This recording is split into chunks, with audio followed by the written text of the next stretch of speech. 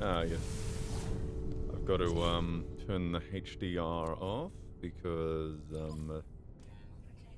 this YouTube is racist. Well, it's actually OBS that's racist.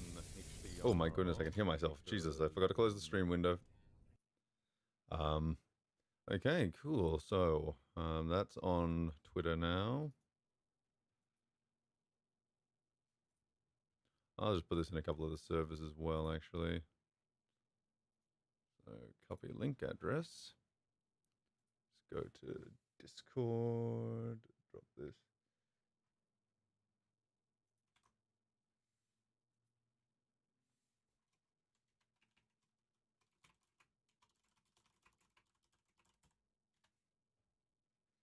And then I can just, great thing about Discord is I can just copy and paste this into another place. Find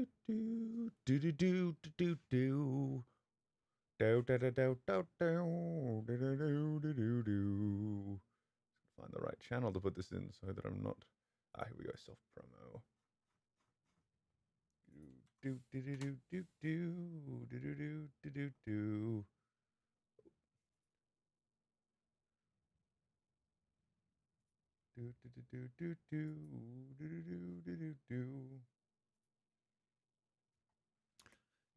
dun dun dun. Ba, ba, ba. Okay, frame rate seems fine. Oh my goodness, I gotta alt tab again because Discord is in the way. There we go. Okay, well, here we go. Well, I'm gonna, before we begin the Mandalorian discussion, I'm just gonna wait for some people to hop in the chat because right now it's not really worth discussing unless people are actually watching. So, or at least I have some confirmation that we have a viewership. So I'm just gonna run around and grind out some more fucking what's it called? Yeah, I'm gonna grind out some more milestone shit. So I've managed to get myself up to close ally of the Vy'keen, just offline. It's been pretty simple. I've just been going around doing the word things and such, and just learning and stuff. Interloper, avoid, tiger, Vy'keen, ancestors, blah blah blah blah blah. I'm slowly learning what they're actually saying, slowly. At the moment, though, I'm gonna go up to the space station. And also that other ship, I have gotten it about 90% repaired, as far as the vital subsystems go. But I've also, the only thing that isn't fixed is the, well, the hyperdrive, I'm pretty sure it's not fixed. Actually, this does remind me, I've got to check that I've got the hyperfuel. Yep, I fueled this up, yep. So I, my goodness, that's a little bit loud. So I had to basically check. I've gotten about 90% done, but I don't have the shields yet, and that's pretty dangerous. And also, the other ship doesn't have missile launchers, so that's probably going to mean it's not going to be my default ship until later on. Didn't get a notification. Fucking YouTube. Fucking YouTube. Fucking YouTube. That's, yeah. How are you doing? It would be the evening for you, Spook, wouldn't it?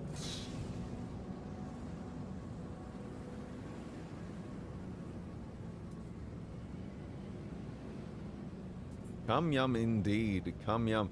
You know, it's scary. When I'm not working on like proper videos and getting ideas for those, the only ideas that are coming to mind for memes are just more cum yum things. And it frightens me more than you can imagine. Can I own a space station and call it cum yum post? I feel like I need to build my cum yum empire.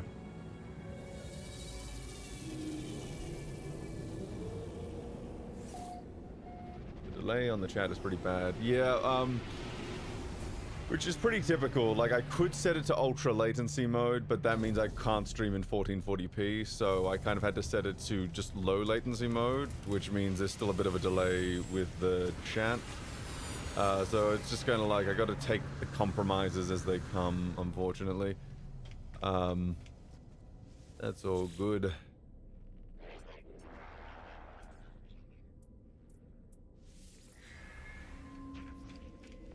But you don't notice streams only 1080p. Now that is rude. That is rude. Very, very rude. Well, I think the VOD will at least be 1440p. I'm not sure about the stream itself. Because it was, at the very least, it was 1440p last time. Or it was, like, the last VOD was 1440p, so I don't know. Maybe I'll just quickly check the Discord settings just to double check that I'm doing it at the right resolution, because I was... Oh, that's probably why. Okay. 1 second. Okay, we're back. Just had to fiddle around with the settings. We'll just see if that fixed anything. I'm just going to quickly go to the current resolution. And now it's telling me the current resolution is not optimal. It's just like, why is it not optional? Why are you racist against why are you racist against the 1440p people? You know, we didn't do anything to you. God damn it. Anyway, we're gonna just keep it as it is. Now that we've fixed everything. Where do I want to go? I want to go to yeah, that one. Because we're gonna continue the Atlas quest. Hello on a nice and cold evening in the States. Well, good evening, and it's actually morning over here. It's 10:30 a.m., meaning that it's not even early enough for me to break my fast, which I normally do about 1. So you get to experience me in the right in the peak of morning rather than the grogginess of afternoon. I don't know, my energy levels are really weird. Sometimes they peak in the afternoon, sometimes they peak in the evening, sometimes it's the morning that I'm all about. I just don't have any consistency, is what I'm saying, with my life.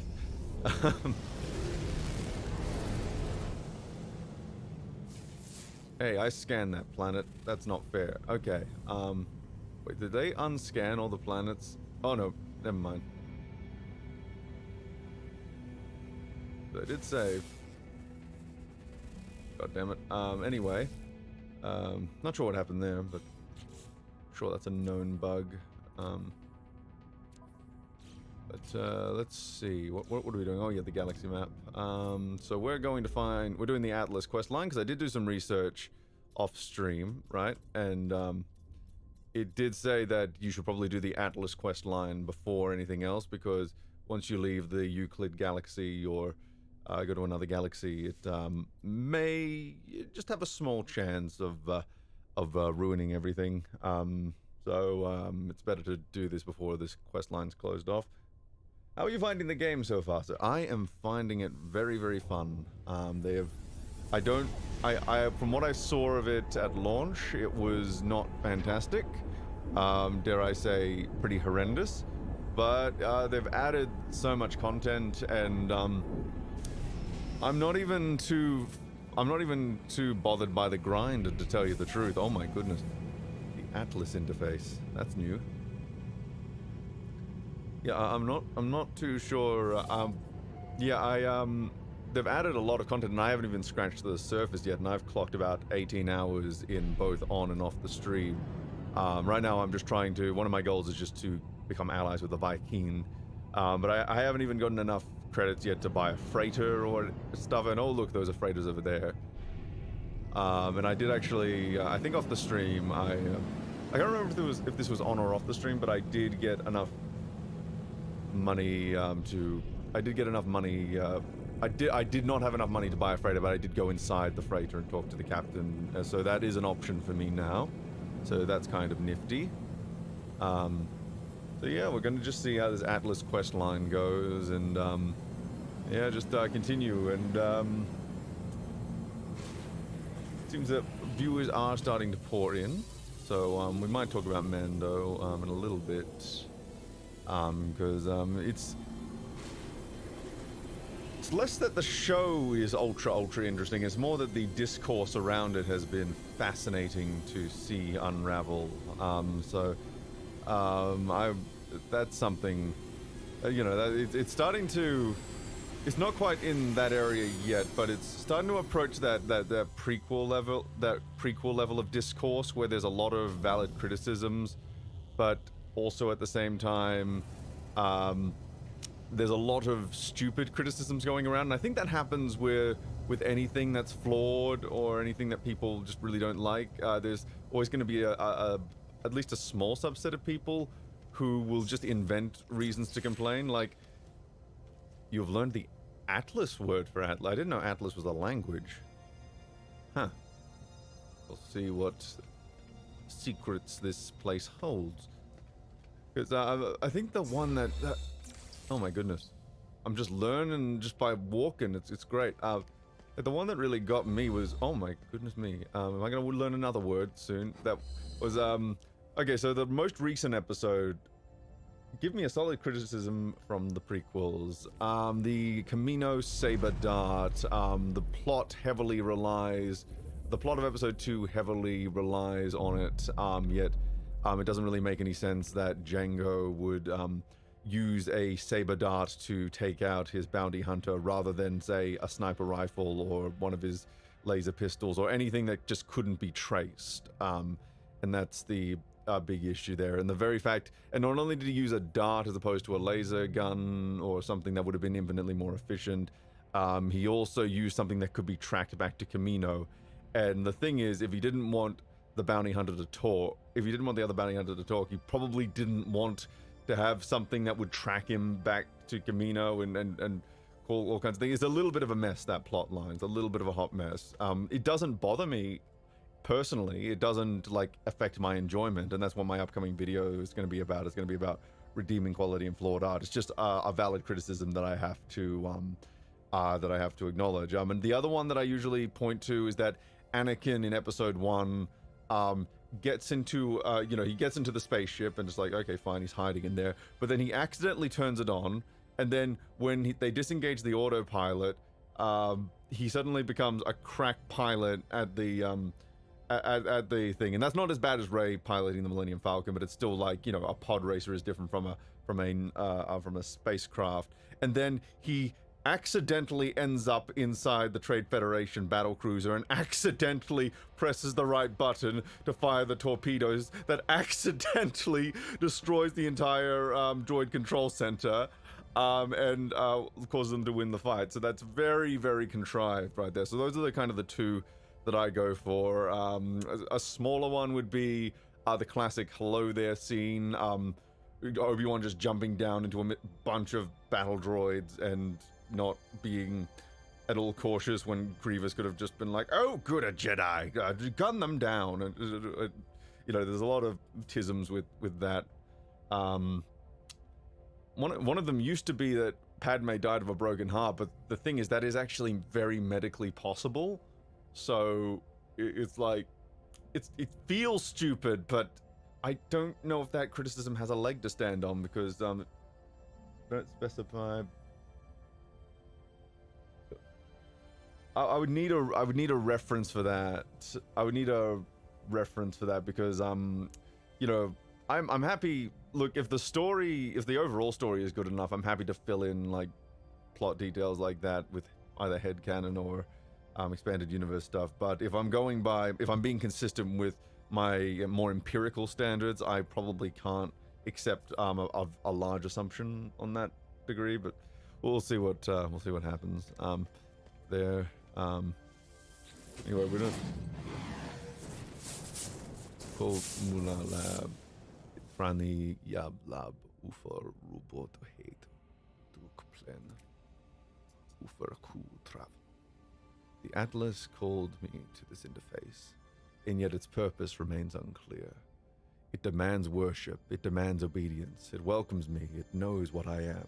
It offers the gift of true understanding. But why? Why does such power and knowledge crave submission? It knows my thoughts before I know them myself. It knows what I will do. The Atlas asks me to follow its path. Sure, I'll accept your tisms. The sky is deep and full of wonders, and the path of enlightenment opens to me. Capture a nanonode. Okay. Oh, chromatic metal. I've been having the hardest time getting chromatic metal because finding copper is not easy. Yeah, so like so the video that I'm making is basically, oh, thank you. I appreciate that. It's basically going to be about it's going to be just about talking about individual, like what redeems art for people, and how should we go about talking about it, and you know, that's very individual, but I think it's a worthwhile conversation to have because this, you know, I don't think this is too common, but there are certain people who, I don't know, they take, you know, they you know, they find some very valid flaws with say a movie or something, right? And you know, they pick it apart, and we see, okay, so if we actually look at this from a writing point of view, this doesn't actually hold together very well, which is, you know, that's a fair enough criticism, I think. But then I've noticed, like, this is not universal by any stretch of the imagination. I should point out this is like a small subset of people, but it's enough. I've noticed enough of them to kind of want to talk about it. So there's a small subset of people who will take that empirical data. So basically, you prove that a movie is bad by an empirical standard, and you then end up, and then they take it a step further and they go, well, that means you're not allowed to enjoy it, and that you're stupid if you enjoy it. And it's just like, okay, what you consider, like, what you consider a high quality, what can be proven to be of quality, what can be proven to be consistent or inconsistent, is a completely different metric from whether you enjoy something. And that's why I think that's why I've labeled myself a radical Mandalorian centrist, because I take the absolute piss out of that show when it's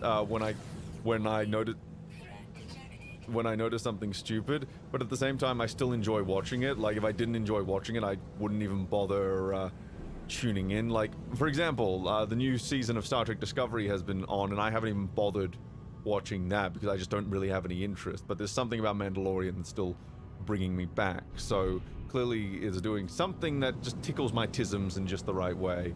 But I don't know. It's an interesting discussion, that whole quality versus enjoyment thing. And you know, how does recognizing the more measurable quality of a work affect your enjoyment? Should it affect it?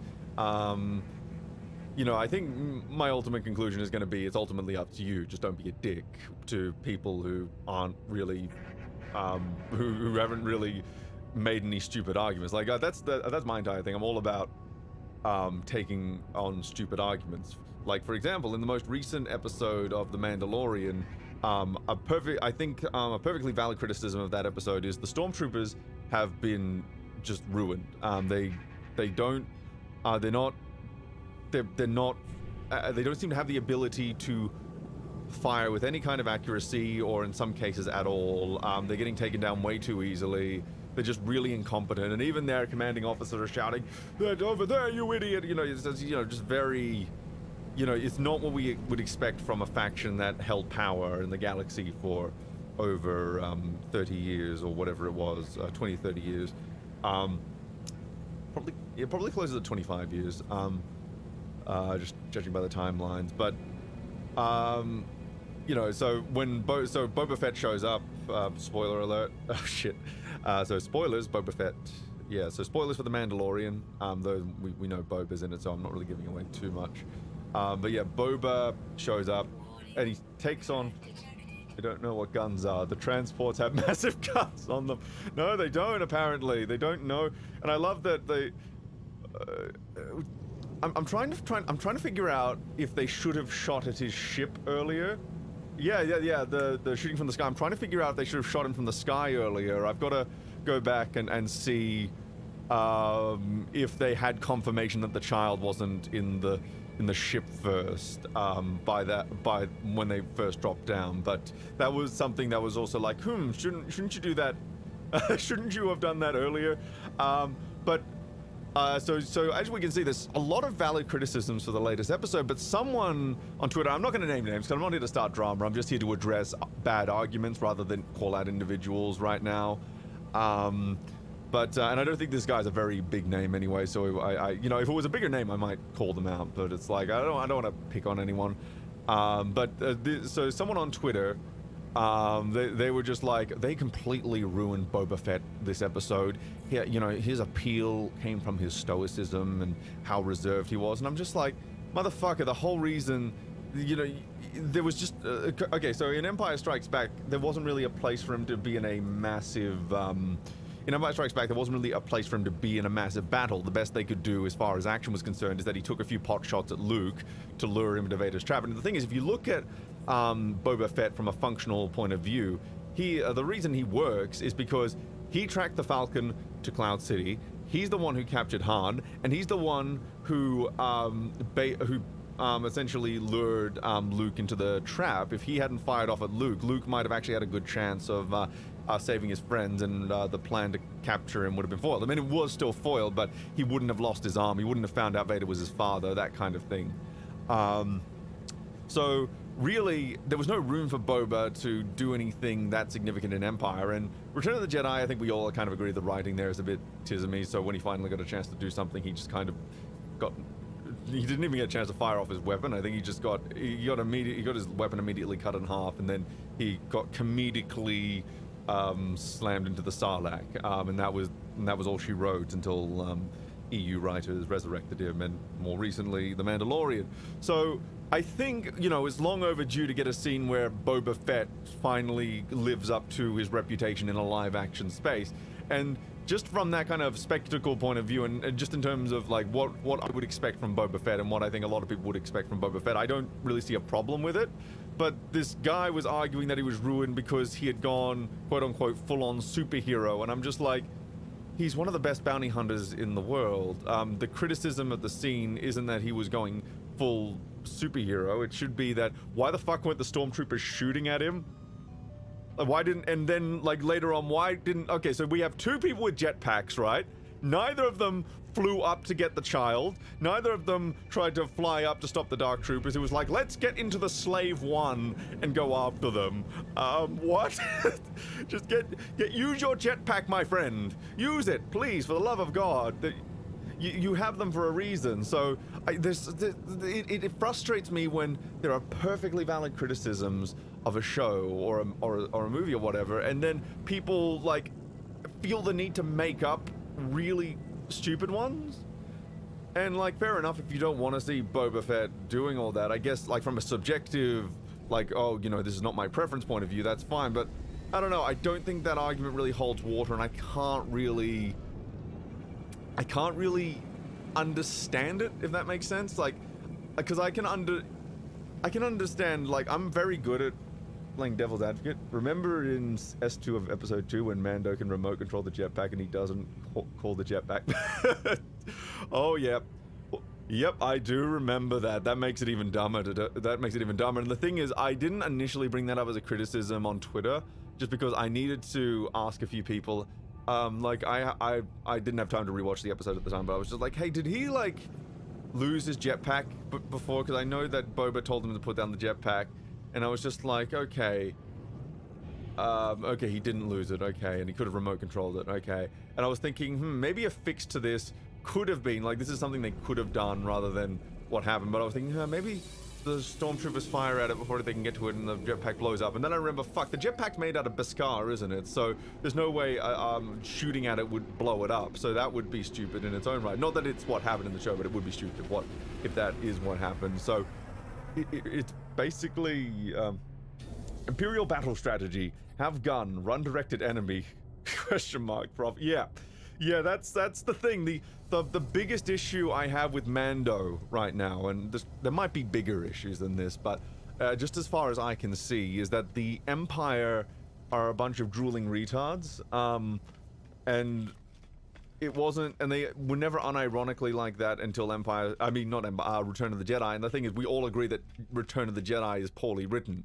So really, this should not be the standard you go off. In fact, remember how the Thrawn trilogy specifically had a plot point that was, like, specifically had a plot point that was really important to the story, that was designed to fill in a plot hole with Return of the Jedi, where after the Emperor died, the Empire in space suddenly became ultra incompetent despite having an entire fleet up there, and they had to explain, and that was where we got battle meditation from, where we explained that a powerful Force user can, to varying degrees, bolster the combat effectiveness of their troops, whether that's, you know, increasing their concentration or maybe taking even more direct control, and that was something they explored in the Thrawn trilogy. While with Mandalorian, they seem to just be embracing all the things we agreed were stupid in Return of the Jedi, and I'm just like, no. The things you take away from Return of the Jedi were the emotional core with Luke and Vader, and the space battle was kind of cool, and that's about what you take away from Return of the Jedi as far as, like, the writing is concerned or the execution is concerned, because we agree Ewoks are dumb, we agree that Jabba's palace doesn't really make much sense as far as the plan was concerned, and that went on for way too long.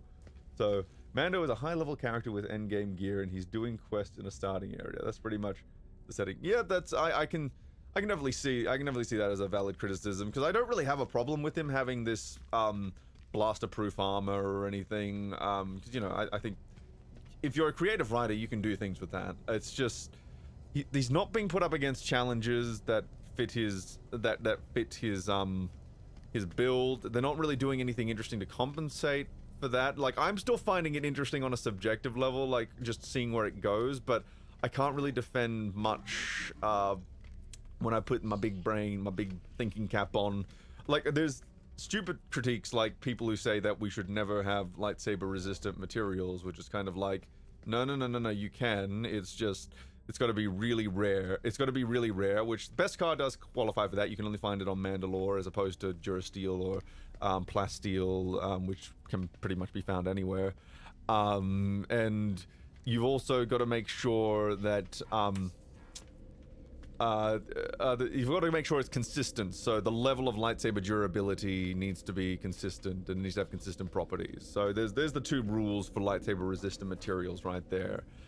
Consistent properties, so how it interacts with the lightsaber needs to be consistent, and that's just basic storytelling right there.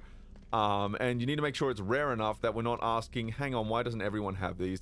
And the thing is, if you want to have a time period like Knights of the Old Republic where lightsaber resistant materials are a little bit more common, I think that's fine, because I think in the past it's possible that lightsaber resistant materials could have been a little bit more common, and thus, you know, it justifies, say, having enemies in KOTOR that have vibroblades and stuff that can resist lightsabers. Or maybe there's a reason it fell out of fashion. Like, you need canonical explanations for why this stuff isn't used all the time. At the very least, a hand wave. At the very, very least, like, at least try to explain this stuff. Mando, it's not even the lightsaber resistiveness that I have a problem with. It's the fact that when he gets shot at, it magically always hits him in the armor plating, despite the fact that he's got these huge gaps on his torso that are not covered in armor.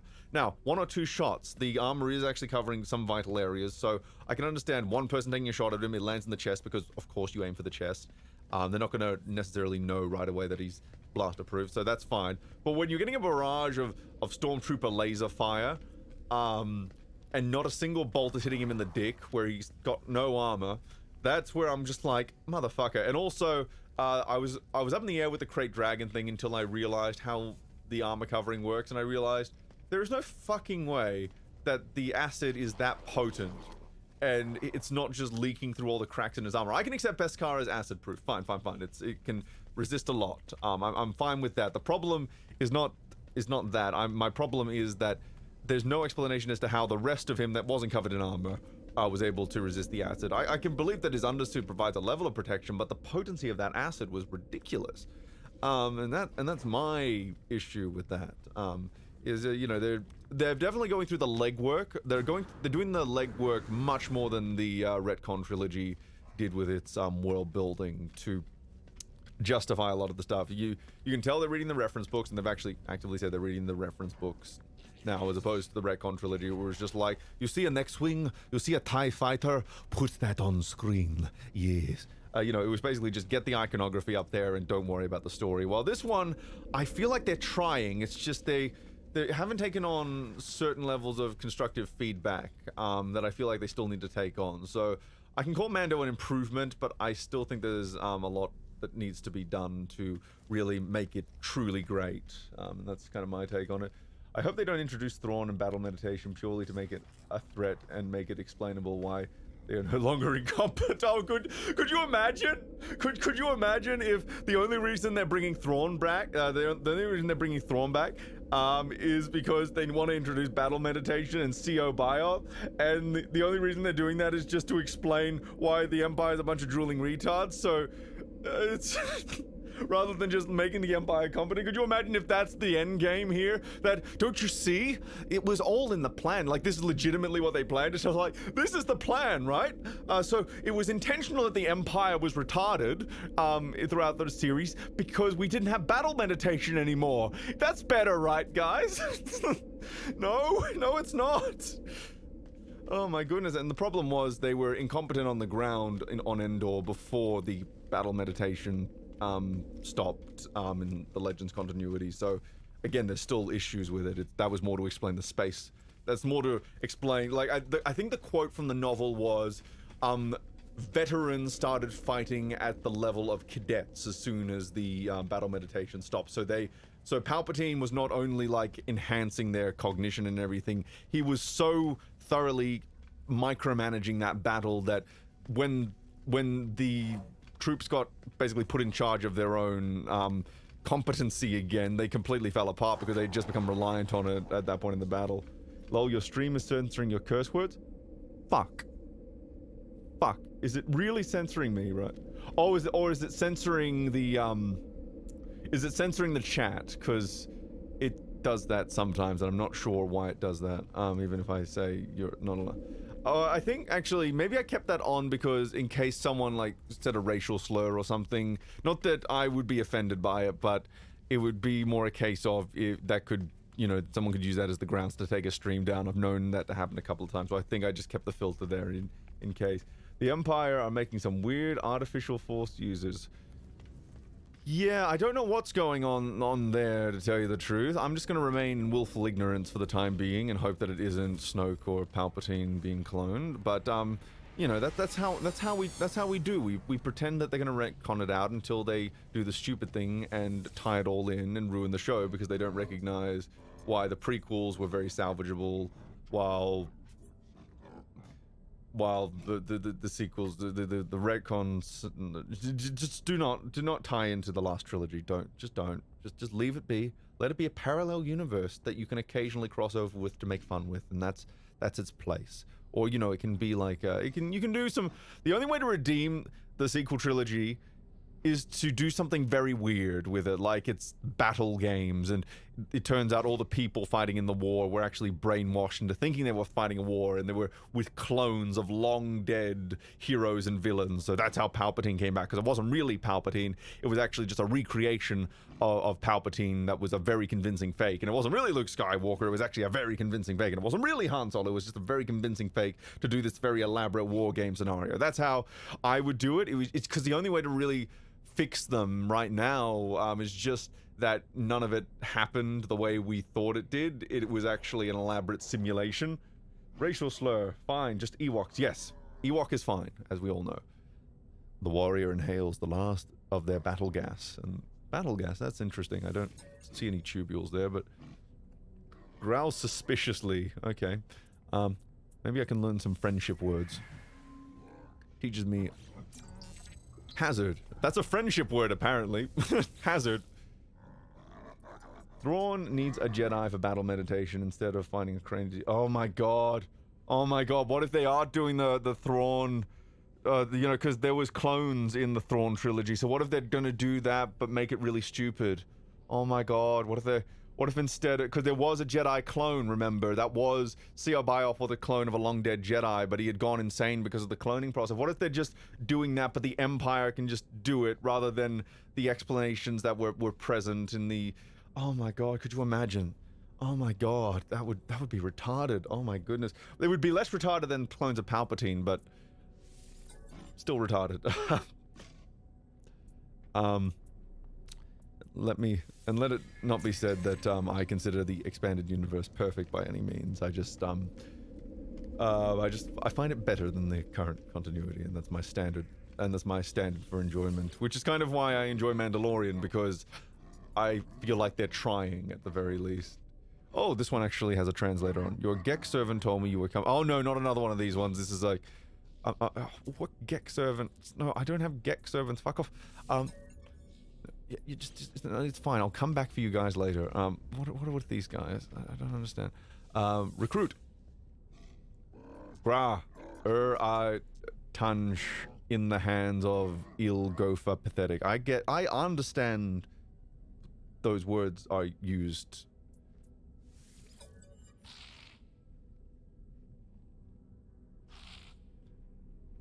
Let's see. Mystery symbols are always good because it just adds more context, even if we don't have the full words yet. Oh god, could you imagine if they're using did he add the ability to crash? Did they add the ability to crash your ship? I remember. Yes, you can technically crash your ship. It will take off health if you collide with things now. So that's something that can happen. At least that's on planets. I'm pretty sure you can also... I've collided with asteroids as well, so, not to... Like, the clipping map... Like, the hitboxes are pretty generous, but you can collide with... You can collide with stuff, now. Oh, have I already learned from this guy? Okay, I've got to find a... Okay, I gotta use my already visited, knowledge here. I'm only half paying attention because of writing tisms, but I'm getting the vibe that Mando is bad. You see, yeah, from a writing point of view, like, if I'm being honest with myself, there's a lot of problems, so I struggle to call it good, but I'm also I call myself a radical Mandalorian centrist, because I make fun of the show for all the problems it has, but I do genuinely enjoy watching it. It's kind of like, I suppose, like Wolf, for example, said that he really enjoys watching The Hobbit, even though he didn't consider the movies very good. I don't have a horse in the Hobbit race, because I haven't watched all the Hobbit movies yet. You know, I'm not familiar enough with Lord of the Rings to really pass judgment. I just like the films. But I need to rewatch them as well, so...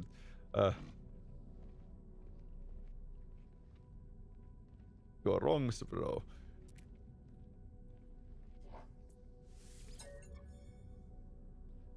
Console nods with a solemn pride. So yes, I suppose the way I can put it is a lot of valid criticisms against Mandalorian, but we're starting to get to a point where we're entering my territory of rebutting some of the more stupid misconceptions. So kind of like what I did with the midichlorians and with the prequels, and I actually have a script written for another prequel video that kind of goes over the aesthetics. I need to do a little bit more research for that one to get some more solid references for some of the points I make, because I think all of my reasoning is solid. I've just got to, when I'm actually citing actual sources for the design concept, I've got to really make sure they're accurate. So some of it I was slightly misremembering, so I've just got to make sure that everything I put in that video is accurate, because I don't want to put it up and then discover there was a very easy... discover that I had said something wrong when it would have been very easy to fact check it. So that's where I'm at with that script, but the next script that's going to be recorded is the redeeming value video. Yeah, that's true, Spook. You know, that I think we've discovered the secret. What is the redeeming value of The Hobbit?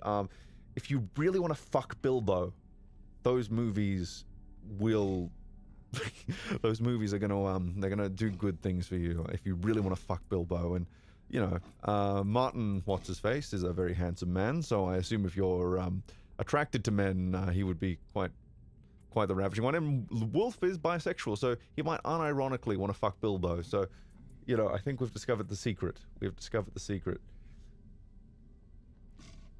Fredo, I think you might have unlocked my opinion of Mandalorian, a little bit, right there. But yeah.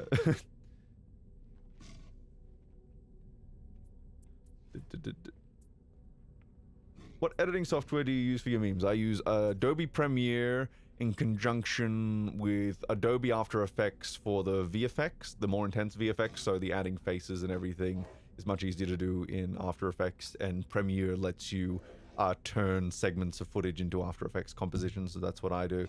And I record audio using Adobe Audition, so I'm an Adobe boy, because it's what I'm familiar with. And there's also a lot of really good plugins for all the Adobe suite, so I'm actually I've got a list of plugins I want for Premiere and After Effects and Audition and all that to speed up my workflow.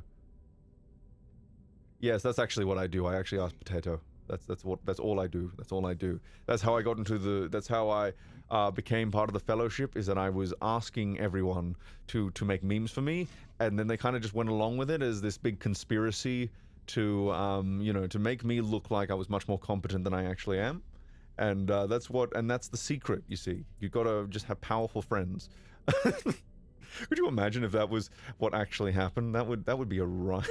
I'm just imagining this very elaborate conspiracy theory for something, this very elaborate conspiracy for something so petty. I almost want to do something like that now. Just do something very, I don't know, like something very minor yet ultra conspiratorial. I don't know. That would be funny.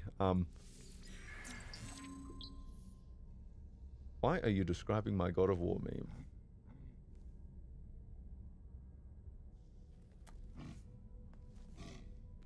What did I just learn? I didn't see the word. I was looking at the chat. Anyway. Brigadier. Hail, pathetic, weak-minded interloper. I, Kwaiong, request with honor. Well, we almost have a full sentence there.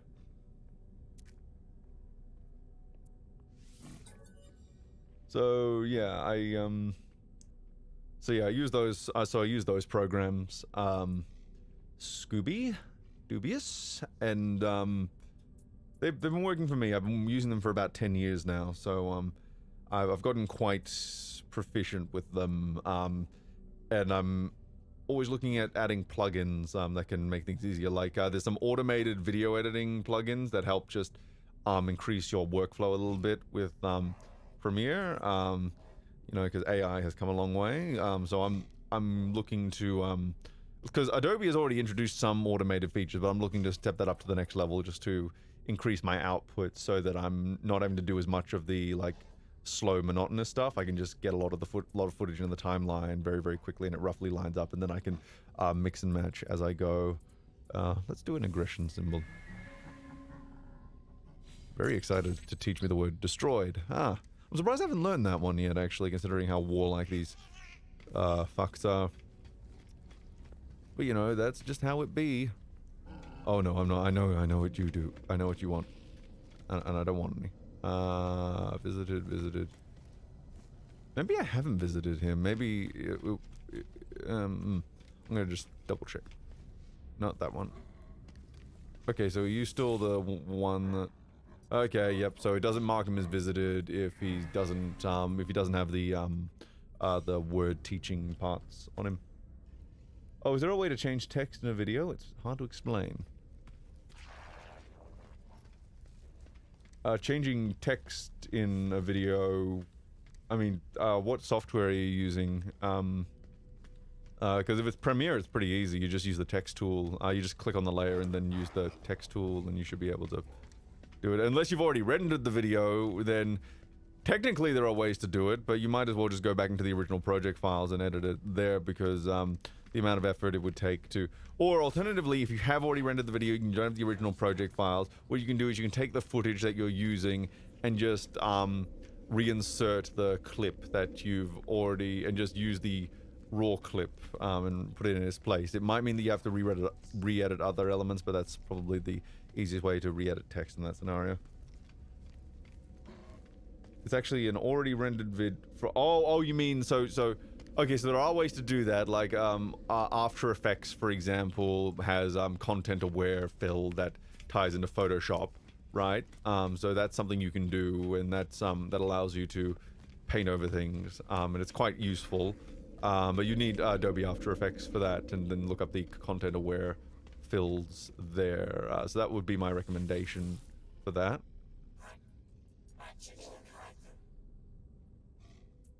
Korvax. I've only encountered a few of the Korvax so far. So yeah, but you'll need a relatively recent version of After Effects as well, so it can't be like, you know, when they were still doing the CSs and all that. So it needs to be like, it needs to be bare minimum. It needs to be from, I think the end of last year. Around the end of last year is when you'll want. So the version that was released around the end of last year is when they started having the content-aware stuff. Or was it the middle of last? Yeah, it was the end of last year. No, wait, middle to end of last year. Yeah, one of the two. I'm not entirely sure.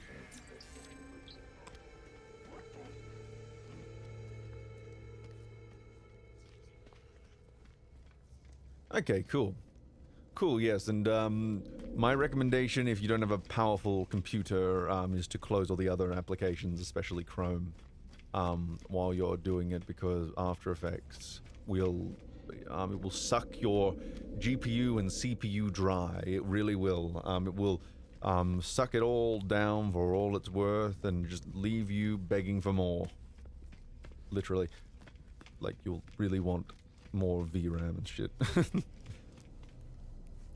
Okay, so what is the goal right now? I've been talking about Mandalorian for the last few last 20 minutes or so. Oh, hello! So, yeah, Radical Mandalorian Center. So it's a fun time on Twitter because you never know what my take on Mandalorian is going to be, because I'm going after people with bad arguments against it, and I'm also making fun of legitimate criticisms as well. So I can only imagine it's an interesting time when Mandalorian comes up in my Twitter feed. Oh, does all my shit need fixing? Or is it more that in order to use any of it I would need to... No, I don't need to build that. I don't need to build that. That was not my goal. That was not my goal. I didn't mean to click that. Fuck off. Fuck off. Unpin. How do I unpin? Oh yeah, here we go. There we go. Wouldn't be a bad idea though to get all those built. It's just I need more inventory space. I need much more inventory space. What I'm looking for is my log. So the Atlas path. We're doing the Atlas quest. So look for the interfaces on the galaxy map. Yep, I can do that. Just I wanted to learn some more words first before I did that, because you know, we got a Vy'keen station here, so might as well. So we're gonna be hopping around to some new star systems today, I guess. Dun dun dun dun dun dun. Someone made an argument that stormtroopers didn't shoot at Boba because there could be stories passed around that make him out to be the boogeyman. Wait, what? Okay, so I know Boba Fett has a reputation, right? And if they do a Boba Fett show, I would like some flashbacks where they explore his relationship with Vader and all that. So he does have a reputation in the Empire, but to an average stormtrooper, especially considering Boba Fett has essentially been off the grid for all we know for the last 7 years. And that's another thing. Why did he stay on Tatooine for 7 years? How did he lose his armor? Those are questions we need answered. Because that armor is the only thing that was stopping him from getting digested by the Sarlacc. So I need to find out how he lost it. So there's a lot of so there's a lot of different questions with Boba, but the thing, getting back to my point, there's another Mandalorian there. They had no issue shooting at him. Why did this Mandalorian, which, let's be fair here, Boba's armor did not look as great as and as refined as Mando's armor, simply if only because he had to basically hurriedly put it on top of his regular clothes, right? So Boba's armor was kind of hurriedly slapped together, and he did look a little bit fat in it. So we're supposed to believe that this kind of worn out looking Boba Fett, right? Oh fuck, I don't like space combat. Leave me alone. Leave me alone. So we're supposed to believe that this kind of worn-out looking Boba Fett is the bane of the Empire. I know. No. What the Yeah, they forgot the Jedi exist as well. Fucking hell. Like, why hasn't there been any mention of Luke Skywalker up until this point? He's kind of important. Okay, is my screen glitching out? Those might just be graphical glitches, I don't know. All I know is I'm trying to get close to these freighters so they shoot the hostiles for me, because I ain't dealing with that shit. We discovered last time how shit I am at space combat, so I want to get a slightly more decked out ship before I start fighting people. I want to find out why my screen is... Is this a... Okay, so... I don't actually know what's going on here. Okay, so it's not that way, so it might just... Those might just be... Okay, so it might just be when I move forward it does that. Okay, I can deal with that. That's it might be something that just goes away on its own. Anyway. And if you're wondering why I didn't do that before, when hostiles are nearby, you can't use your pulse drive. So, otherwise, I would have done that earlier. Okay, I've got to go. Oh, fuck. Okay, there's your answer. There's your answer, Spook. I can crash. It does do a little bit of damage when you collide with stuff. So theoretically, if you were on low shields and you had been beaten to hell, you could just smack into something and die. Okay, wait, what are you talking about? Arrive at the Atlas interface in 59 minutes. Oh, I guess it's if I was going... It's estimating it based on my current speed, I think. So if I was going at that speed backwards, it probably would... Oh god, is that the Borg? I don't know. I don't know about Atlas. It could be the Borg.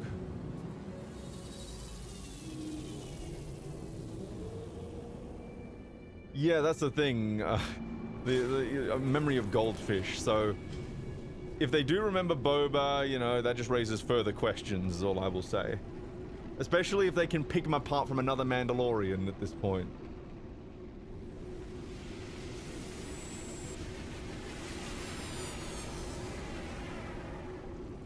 I mean, how do you...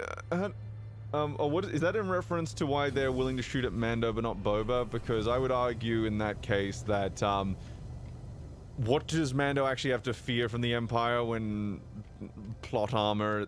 Because according to the laws of this universe, he not only has Beskar armor, he has plot armor, which means that all the blaster bolts magically hone in on the blaster-proof pieces of his armor, rather than it being something that is kind of a safety net as opposed to a guarantee.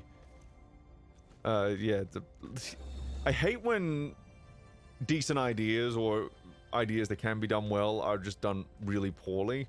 So that's kind of my annoyance. That's my annoyance with the Beskar, and that raises questions about a lot of things. And okay, well, I've got to talk to him, I guess. Hey, teach me words, please, because I haven't... Wait, why can't I... Oh, is the Atlas interface over that way? Wait, what? I'm a little bit confused now. I'm just a little bit confused. Oh, I can go this way. I didn't realize that before. Okay, maybe I went in the wrong hole. Which happens to the best of us. Okay, what did that do? Okay.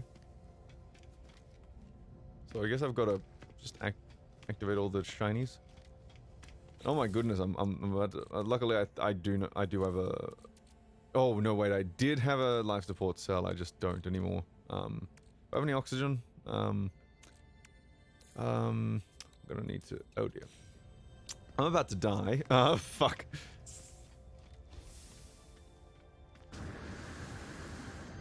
First, let's just activate all the thingies, right?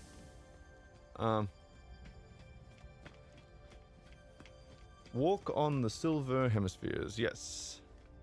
Yes, I think I figured that out on your own, but I'm glad that you're there to point it out in case I was actually being retarded. I know, I don't have enough stuff to make other stuff to... Life support, will you accept anything else? Why would it accept carbon dioxide? That's my question. Wouldn't that be the stuff you're trying to take out of the suit? I don't know. And I can't make a life support cell. Well, gonna have to make this quick, aren't I? Oh, unless this place is breathable? Okay, did I miss one? Yes, I did. Yes, I did. I missed a couple, actually. Okay, so it seems the atmosphere in here is breathable. Nope, it is not. Okay. Okay. And did I not already walk on this one? Apparently not. Did I miss? Which one did I miss? Oh, I missed these two. Oh. I know. I know, man, I know. Okay, here's what I'm gonna do. I'm gonna go and save the game in my ship so that, if I die here from retardation, it won't be too bad.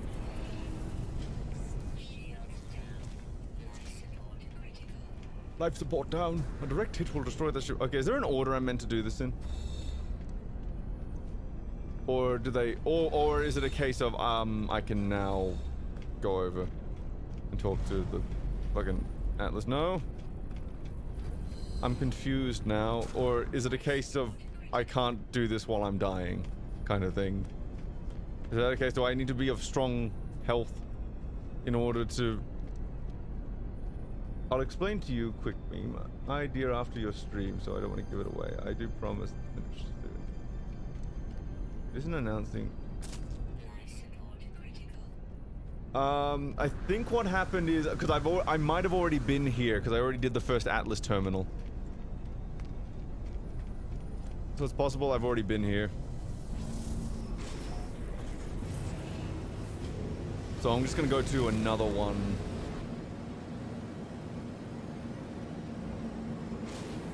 Because I think the sphere, because I think I've already been to this one. I think this might have been the first one I went to, so that's probably why that didn't work the way I thought it would. Yes, or maybe it is the way... Wait, what? Okay, I'm confused. Okay, so I go in here, right?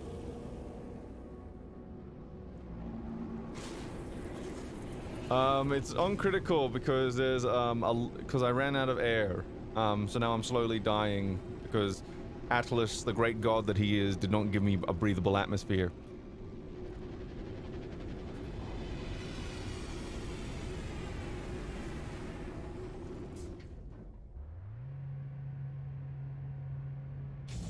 So, I'm gonna assume that... And that is how death works.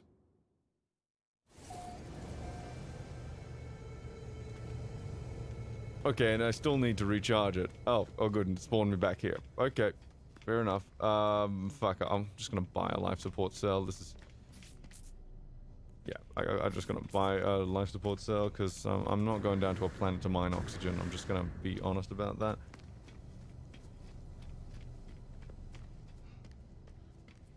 Yeah, it probably did glitch, which, fair enough. I'll just, because I actually encountered another glitch offline when I went back to the, Artemis hub, thingamawatsi. Because I tried to land, but it tried to land me in the same spot as another player, so I just got stuck on that other player, and it was, like, quite the sight to behold, and people started giving me free ammunition, but eventually, what ended up happening is I had to just, reload, which was fine, because I didn't lose that much progress, I don't think. But yeah, that was just a little bit annoying. There's still bugs in the game, but it's nowhere near as horrendous as before. And the thing is, you would expect bugs if they're also adding new features all the time, so I'm not too perturbed by that. If it was the same amount of content, but also the same amount of bugs, I'd be like, what the fuck have you been doing all this time? But if there's new content, I'm expecting bugs to come along with that. Ooh, I could actually buy a lot of these and not be too... Yeah, I'm just gonna do that, because I would not be too out of sorts if I just bought a bunch of those. So where are they? Here we go now. Oh, okay, or not. Okay, so like those will be useful later then. You can buy materials here too. Yes, but you In my experience, they're so expensive. So expensive. Like, there are certain things I'm willing to buy, and certain things I'm just gonna make myself. Like, just trying to think of a good example.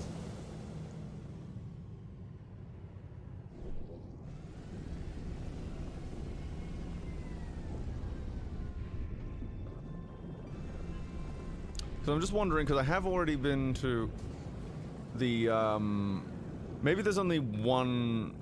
I'm thinking there's only one thing here. I'm thinking there's only one... Because I think I'm just meant to go to the galaxy map and, find other... Yeah, so there's no Artemis... Because I think what happened was I went back to the... it must have glitched and sent me back to the one I had already been to for some reason. Or maybe I did something, I'm not entirely sure. But... yeah, I'd already been to the first Artemis terminal, in that... I'd already been to an Artemis terminal in that solar system, so maybe that's what happened. So now I've just got to find, okay, so... Hyperdrive has no fuel. I have 2 warp cells, sir. I have 2. So where is it? Options, guide... Oh, right, wrong menu. So, you... So I've got enough for 2 jumps. So let's make it a good one, shall we? Out of jump range. God damn. Is there one in jump range? Oh, that's a shame. That's a tooting shame. Out of jump range. Yeah, okay, so I can only... So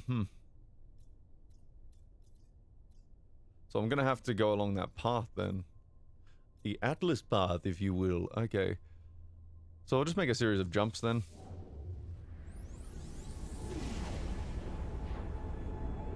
Well, I'll figure out how to cheese the market soon then. Okay, I'll do that, Scooby, just for you. In real life. So I'll just chart this system very quickly, just to make sure I know what I can get from it. So this is the Gex system, so I expect a lot of frigates coming in and out. They're very trade-oriented as far as I can see. Okay, just gonna... It's not letting me see this.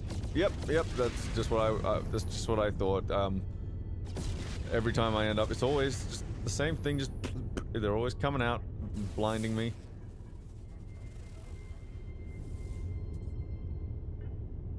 I can chart the other places later. I'm just trying to get as close to Atlas as possible before I have to make more warp fuel. It's a shame that they did not give me more, but yeah.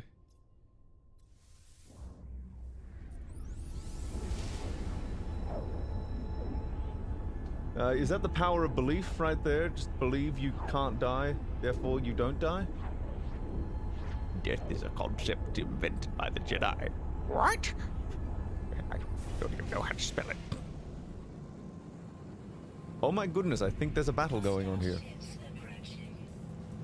Aging attack ships. What's that achievement I just got? Attain Trailblazer status. Oh, okay. I don't know what that means, but sure.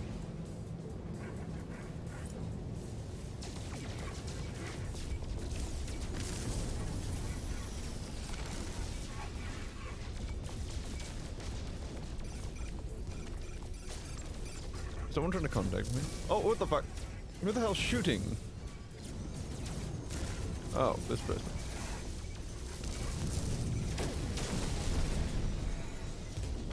Magnetized ferrite. Oh, I didn't know you can get that through combat.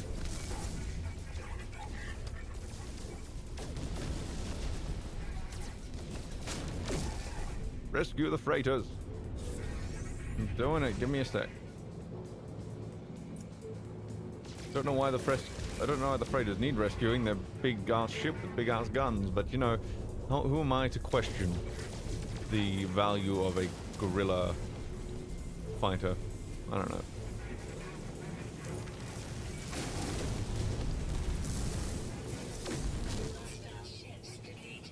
Hooray! Do I get a reward? Give me a freighter for free. I'll call it even. Oh, I can speak to the... Okay, I'll speak to the commando. Where's this commander person? Okay, that way.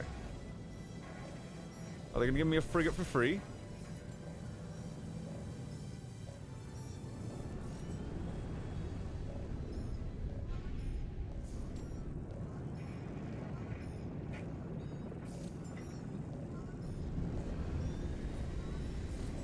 Yeah, you can tell I've really, you know, cut my teeth on space combat in this game. Now, I was told to talk to a frigate captain. I'm trying to figure out where they are.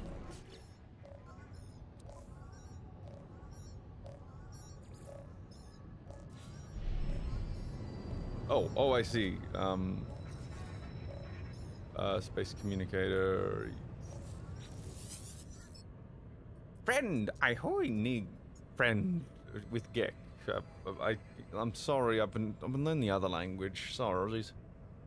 The life form who must be the captain looks greatly relieved. They gesture as if to welcome you aboard their ship. Okay. Where is their ship though? Navigational data received. Oh, I see. Yep, well I don't know how to speak their language, but you know, first time for everything. Oh, who are these people?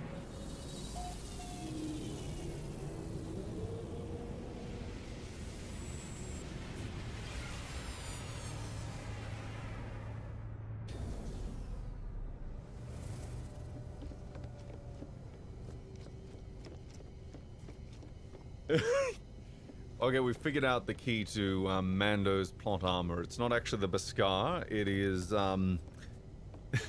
it is the power of belief. It is, you know, the you know, the power of attraction, whatever that's called. You know, that hippy dippy one where it's like, if you believe hard enough that you want something, you don't focus on the negative. It's gonna cause reality to shift. And it's just like, that's not how metaphysics works. Like, there's no version of reality where that's how that works. Are you gonna give me a frigate?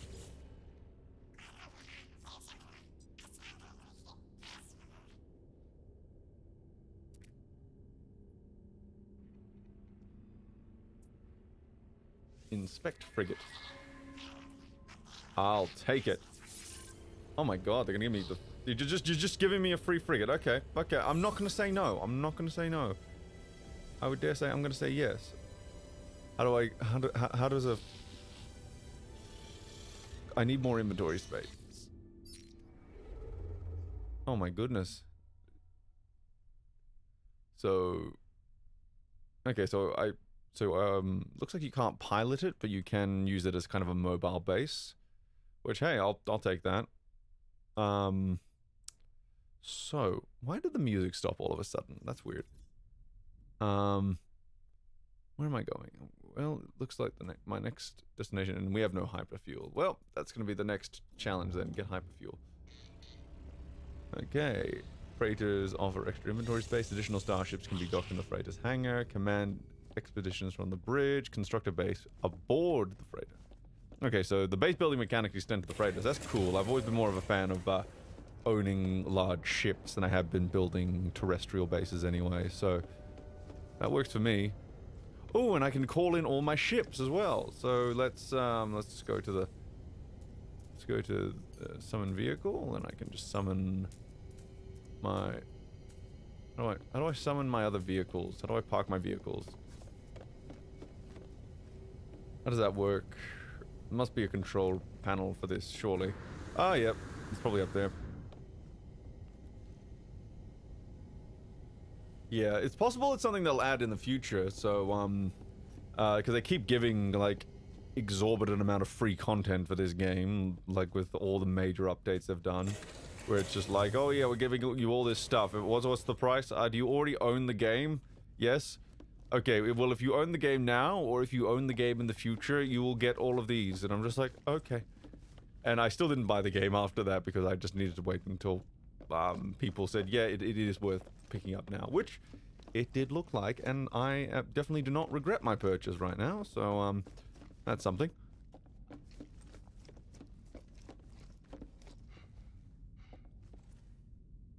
Yeah, but I didn't see my ships, Namor. I have 3 ships and only one of them was down there. That's why I'm like, what the hell's going on?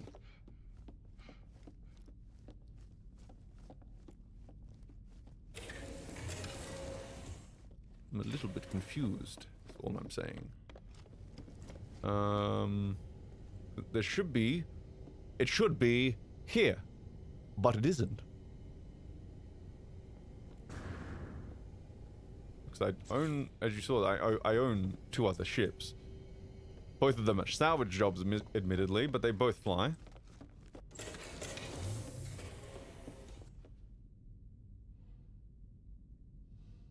If Mando paints himself purple, will he become invincible after all? Have you ever seen a purple orc? That's true. Maybe. Oh, here we go. Customized freighter. Upgrade panel. Oh, I can customize the appearance. Ooh, hello. I'm gonna make it into a giant cock. Get banned from the game.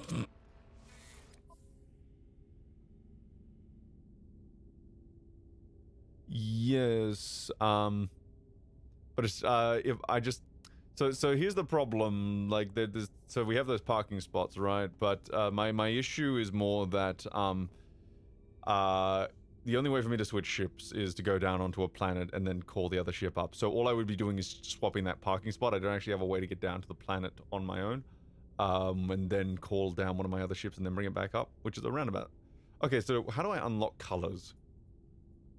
I've got a feeling I've got to unlock those. I don't know how that works, but apparently we're gonna make it our colors yet. God damn it!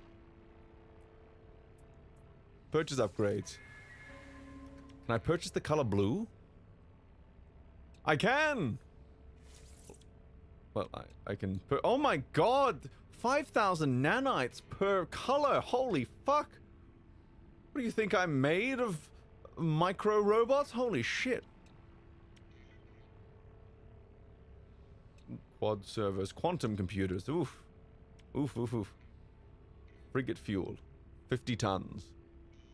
Oh, dihydrogen, that's easy to get. I can just go down, I can just... Really? Idiot? Oh, how am I don't understand. They took away my retard word, and now they're taking away my idiot word. Stop taking away descriptions of stupid things. I need those.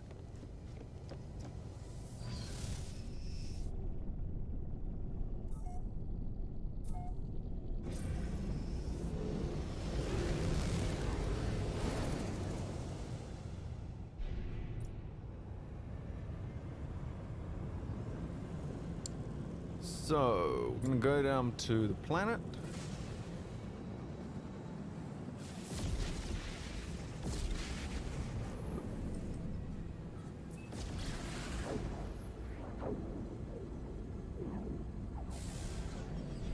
And we're gonna look for dihydrogen. And it's pretty common, so I assume that this planet will have it. Watch as I find the one planet in all of the galaxy that doesn't have dihydrogen crystals. That will be a laugh. Would be a laugh, rather.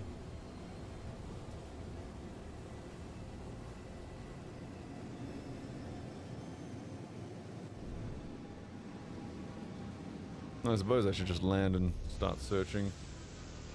I don't think I'm going to be able to spot them from up here. If they are eating our women, poisoning our food, and raping our water... What? Raping our water? Interesting. I need... teach me more. Condensed carbon. I like the sound of that. I appreciate when the more complex materials just come out of the blue. Probably should be scanning these, shouldn't I? Oh look, Idgarite. Oh no, we're gonna have to start rubbing salt on our back again, aren't we?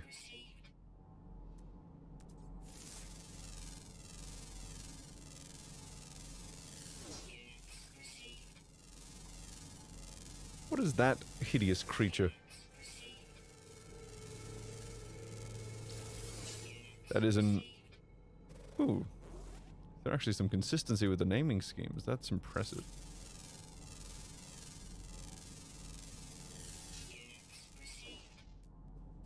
Don't worry, I got the joke.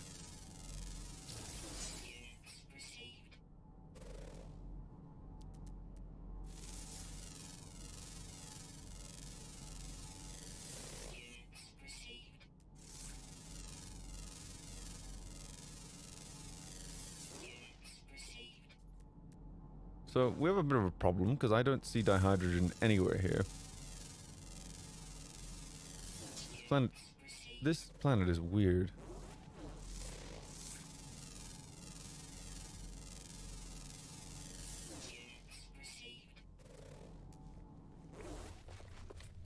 Oh wait, there it is.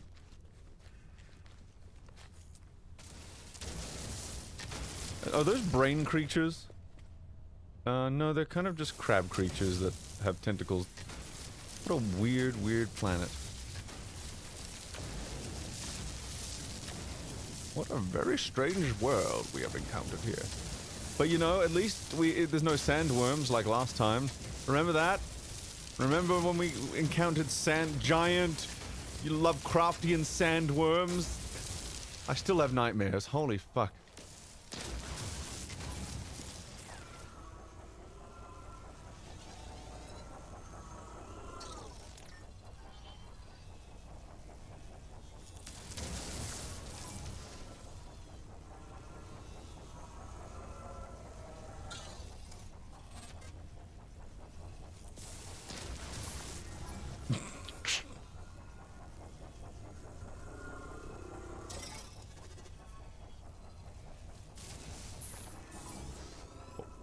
Wonder what its limits are. Were you playing the Mandalorian? No, we were discussing the Mandalorian while I play No Man's Sky. We were kind of just talking about it. What the hell is that? What is that? A snackarumbia. That's what it's called. I like to think that in universe there's just so many creatures that they've just allowed the scanners to name it. Like, you're just like, fuck it, we've run out of names. Scanner, you do it.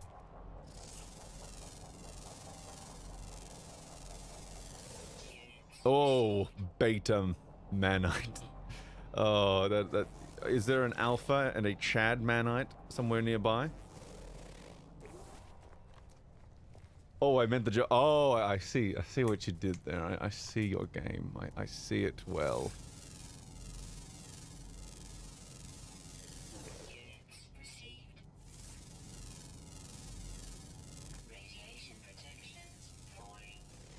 Ridgonite. So there's a lot of uranium stuff on this planet, unsurprisingly. But we got what we came for. I need rocket fuel. Well, good thing there's lots of radiation here. I mean, lots of uranium here, because it will take radiation. It will take uranium gladly.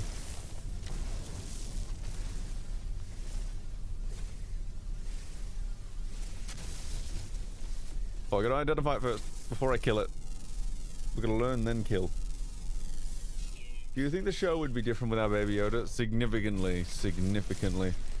Well, from a premise point of view, like he would still probably be a bounty hunter for hire, for example, which honestly probably would have been more interesting, and then Baby Yoda is kind of like something that happens a bit later on rather than being the premise of the show initially. It would have been good to just, if they want to do the you know, the Freak of the Week kind of format, you know, the more episodic stuff, that's fine. I think they would have benefited from having it start off with, here's a new clientele from this planet here, and they can use that as an excuse to explore like different parts of the Star Wars galaxy without having to commit too much to it, and you know, then they can flesh it out a bit later on.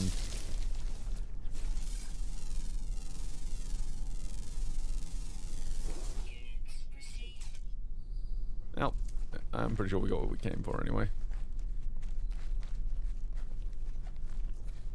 When did they introduce Baby Uwata? That's a good question. Yeah, Yeah, well, not even necessarily an anthology, because an anthology would follow a different protagonist every single time. You know, they can keep the one protagonist. It would just be cool if it was a little bit more of a day in the life of a bounty hunter kind of thing. Where it's just like, okay, Mando, we have your target. Today's target is this Ithorian from who is escaping custody in the deep core. There will be black holes there. You need to go sort them out. You know, you just because that's very fertile ground for a show. Just to what are these crystals here? I've never seen a blue one before. Platinum. Okay, good to know.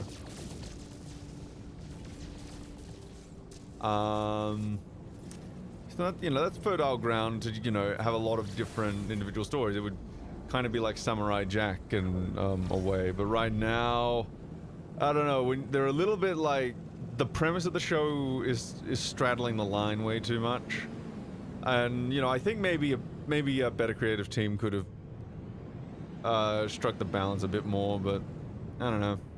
It's definitely not taking advantage of its potential, is all I can really say. I still enjoy it. Like, there's a difference between, you know, it's not as good as it could be versus I hate it so much, because, you know, you have to do something special to really get my blood boiling. Like, something really real. Like, you have to be retcon trilogy levels of bad, which, unfortunately, there are unfortunately a lot of shows. There are unfortunately a lot of shows and a lot of movies like that nowadays. So it's the reason I don't really get annoyed or pissed off at Mandalorian, most likely, is because it's like it's really tismy, but look at everything else, man. Like, I can't. Emotionally speaking, I would have to force myself to get angry at this show compared to the competition. I can get frustrated at it, certainly, but man, oh man, there's a special kind of tism going around at the moment. Am I in the right ship? I feel like I'm in the wrong ship. No, wait, there's the bridge.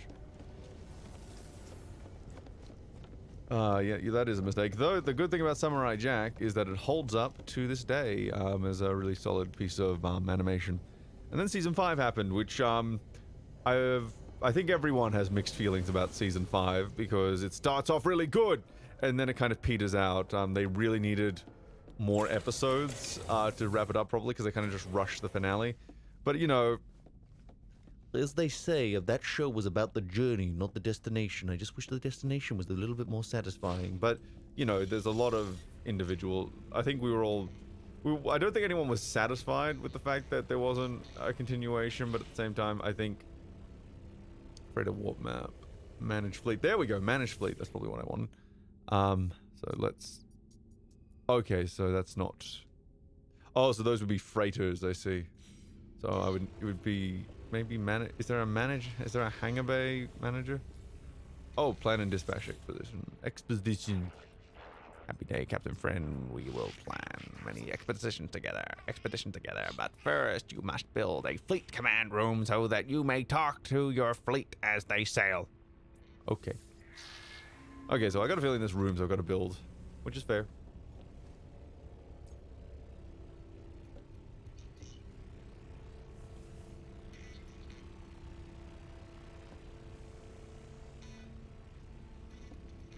Yeah, it's good that it at least got a proper ending. The ending doesn't really...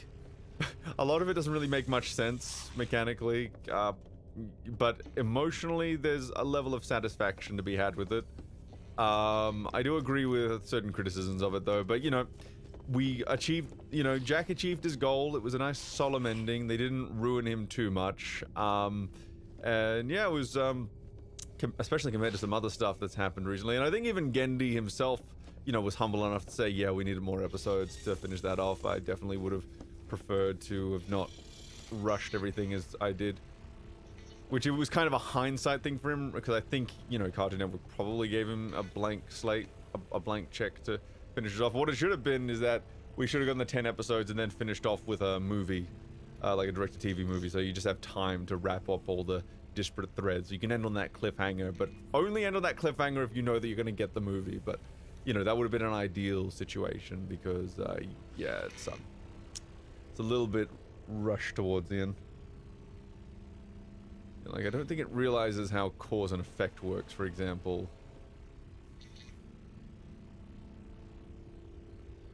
What am I doing? I am looking to upgrade the ship.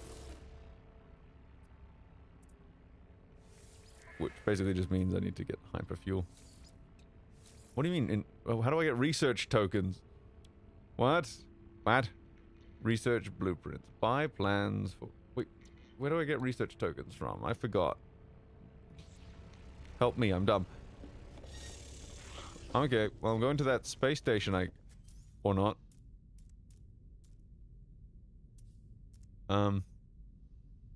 Where do I put this? Fuck.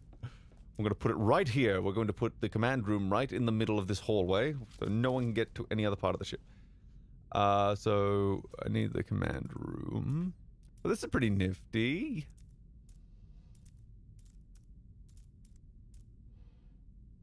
Oh, and I can just delete whole parts of the ship? Like, how does that work? I'm curious. How does that... Like... Oh, I see. So it's kind of so you kind of just place it in... Okay. So I guess the rule here is you always leave room to expand rather than, you know, filling in all the dead ends. So I guess I would... Yeah, that's something. Guess I'll put the command room over... Where's the command? I need to get it first.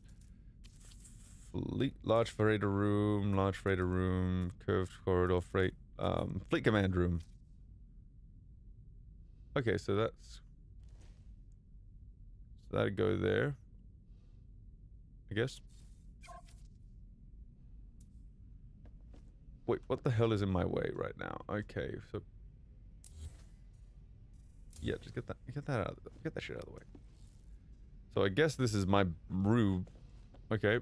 Fleet command station room. Calibrating command post to new master signature. Success.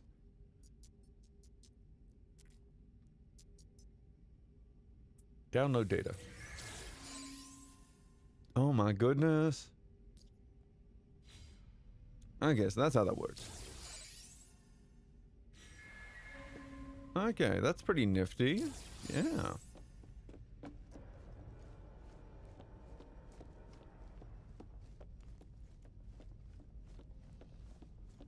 Yes, but it did give me the blueprints I needed, so, because I want to take my frigate, because I want to jump this frigate across the stars. Okay, blueprint already known. Okay, cool, so does that mean I can just take this thing? Does that mean I can just, go to the freighter warp?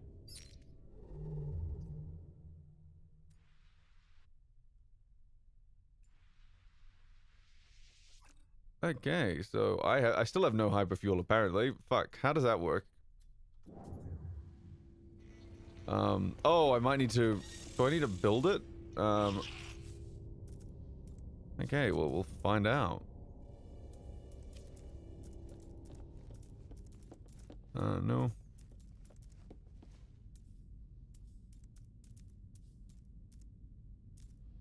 Or do I need... Or maybe I construct it. I construct it. That's probably what I need to do. Freighter fuel. Yep, there we go. Okay, so that will give us one jump. One jump, man, dude.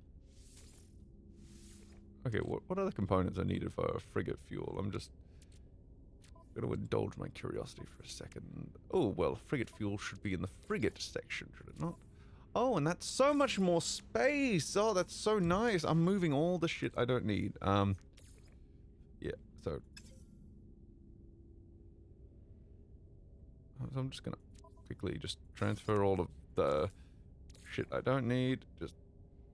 Oh, so, yep, no, that works. Just getting used to that quick. So, oh, tritium can actually stay in the starship.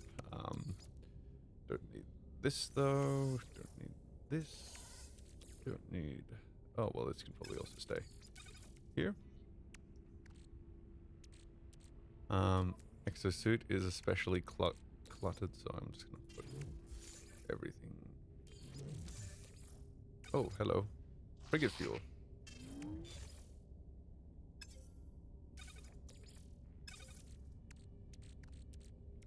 This is pretty handy. Yeah, that's pretty nifty, that. I'm just gonna keep the stuff I might need.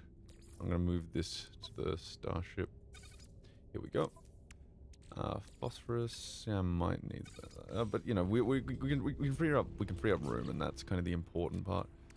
Ah, yep. So we've actually got to put it into the hyperdrive. I forgot about that. What the hell? Freedom. Okay, what? Charge equipment with warp cell. Yeah, but how do I...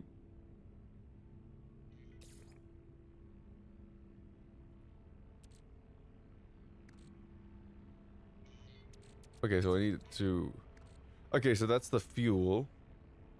The refined fuel that powers interstellar engines. Frigate fuel. Okay, so that's just more of the general fuel. Okay, that's... So I still need to find warp... So I still need to make warp cells.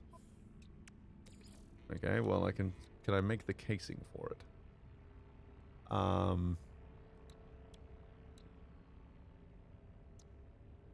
Let's see... Life support... Hydrogen jelly... Nanoid. Oh, I also gotta make that.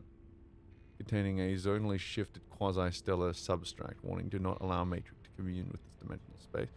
Okay, so we need some more chromatic metal as well. Is there a teleporter aboard this ship? If not, I might teleport.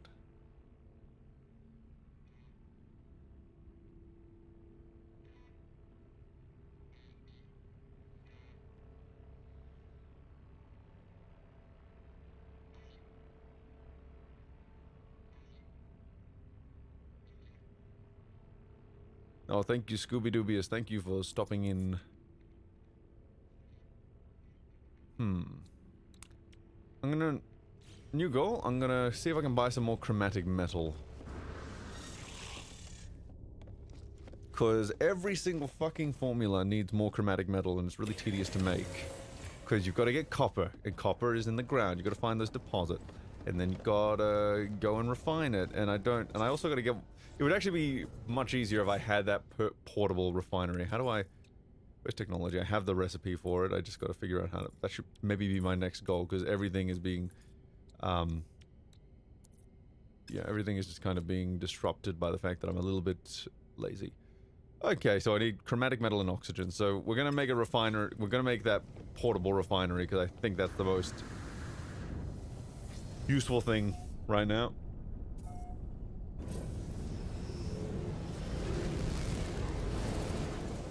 Okay, where is the space station? There it is, not too far away.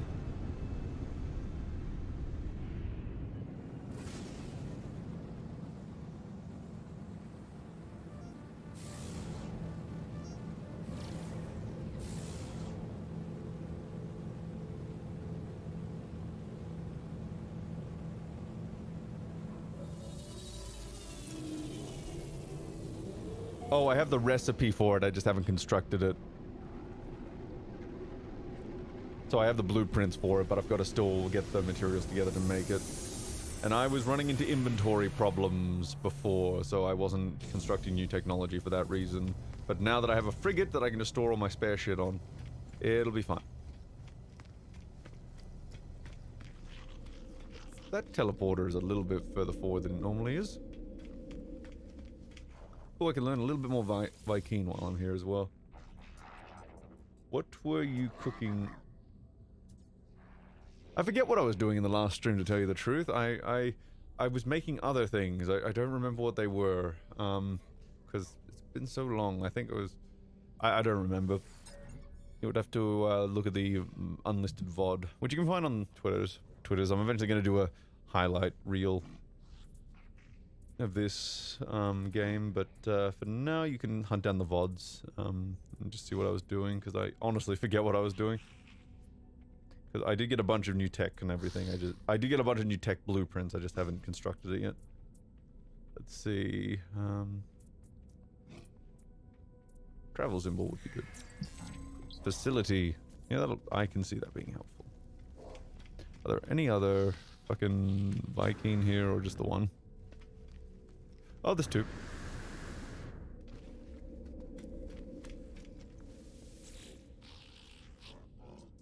They are doing much better. Yeah, it's they're on antibiotics and everything. They've got a lot of their energy and a lot of their pep in their step back. They've just yeah, it's just paying off the vet bills now. That's the biggest worry. And hoping that they don't have to go back. Holy shit. It's just, I can't afford to send them back.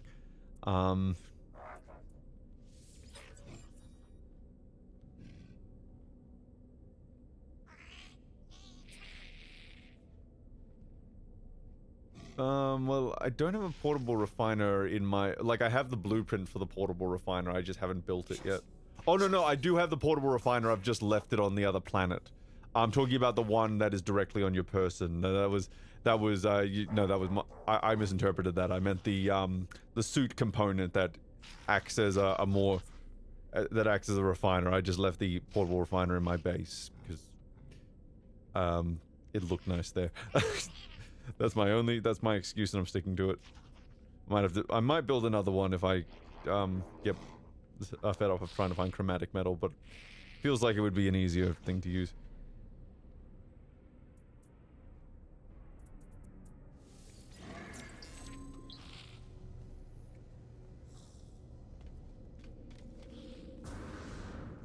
So, I'll show you what I'm trying to put together. I'm trying to put again the personal refiner, not the portable one, the personal one. So that's why I'm here to just purchase resources, because I'm gonna see if I can just buy my way to it. What is a 5-dimensional tour? Is it, okay.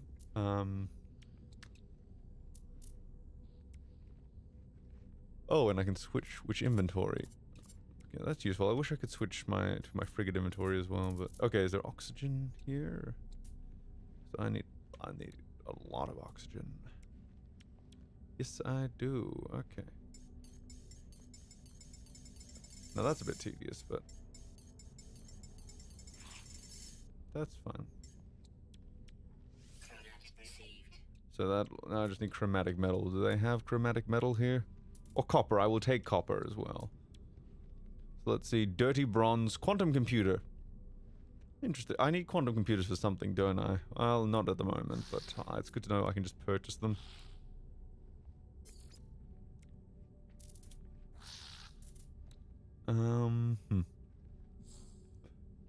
Yeah, so no chromatic metal for sale, unfortunately.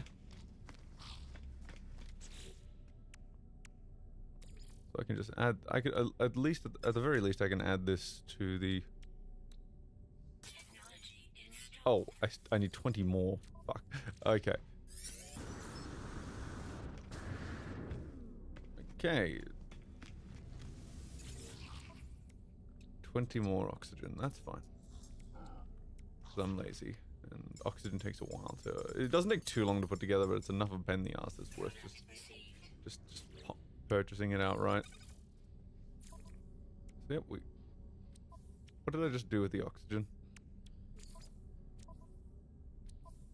Did that just switch inventories, or did the game glitch and take away all my oxygen? All I did was... So, the game just glitched and got rid of all that oxygen. That was fun. That was nice of it. Unless it's in the cargo. No, it's gone. Okay, we're purchasing oxygen again.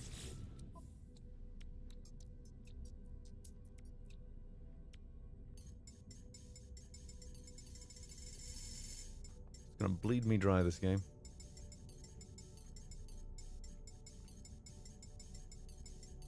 There. And we're gonna be smart about it this time. You know, Einstein was wrong.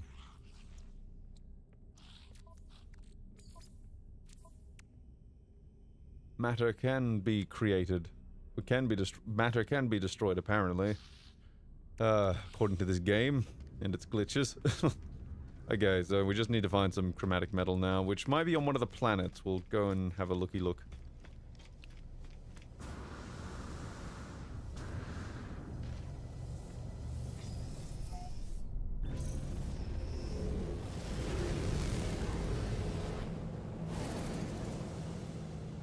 Ooh, fuck me. Let's scan. If I can find a planet rich in copper, that will be nice. There we go. First try.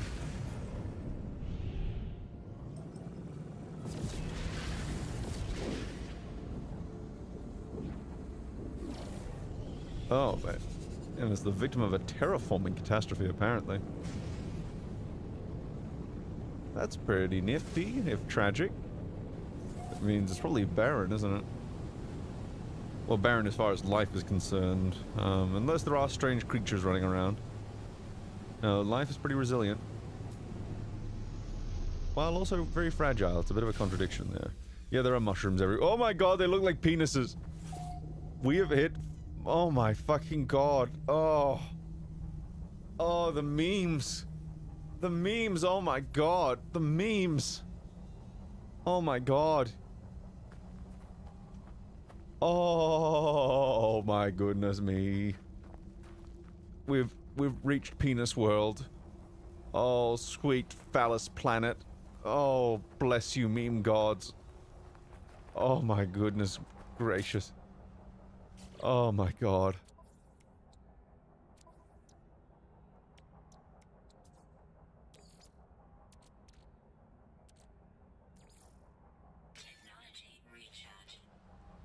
Oh, the cocks. The cocks. Look at all the cocks. Oh my god. Oh. Oh, it's a variable dick buffet.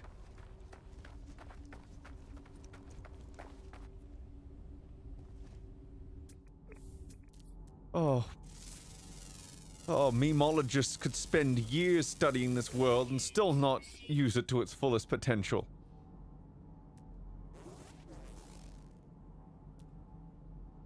Sentinels are around. Rusted metal deposit.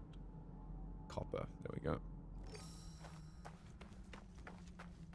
Oh my god, the dicks. Oh, oh my goodness me. Oh. Can I rename planets, please? Oh my god.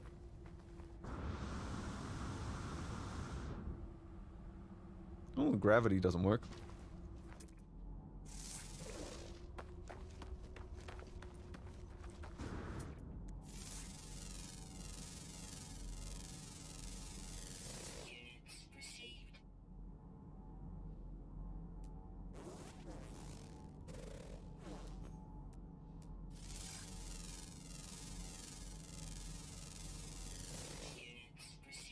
Oh my god, they're all cocks! They're all cocks! No balls, but oh my god!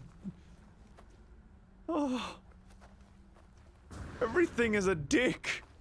This entire planet is dicks! We did it! We did it, guys!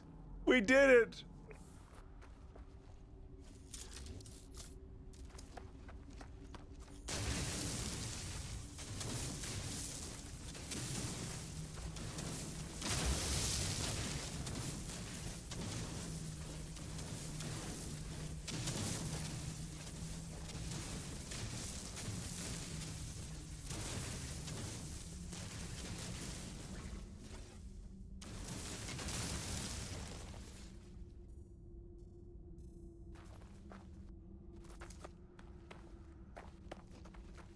Oh, sweet heavenly Jesus.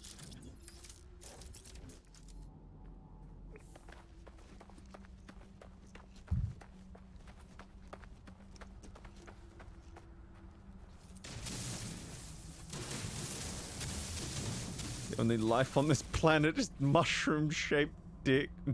no, dick-shaped mushrooms, oh my god. Oh, this truly is... This is my world.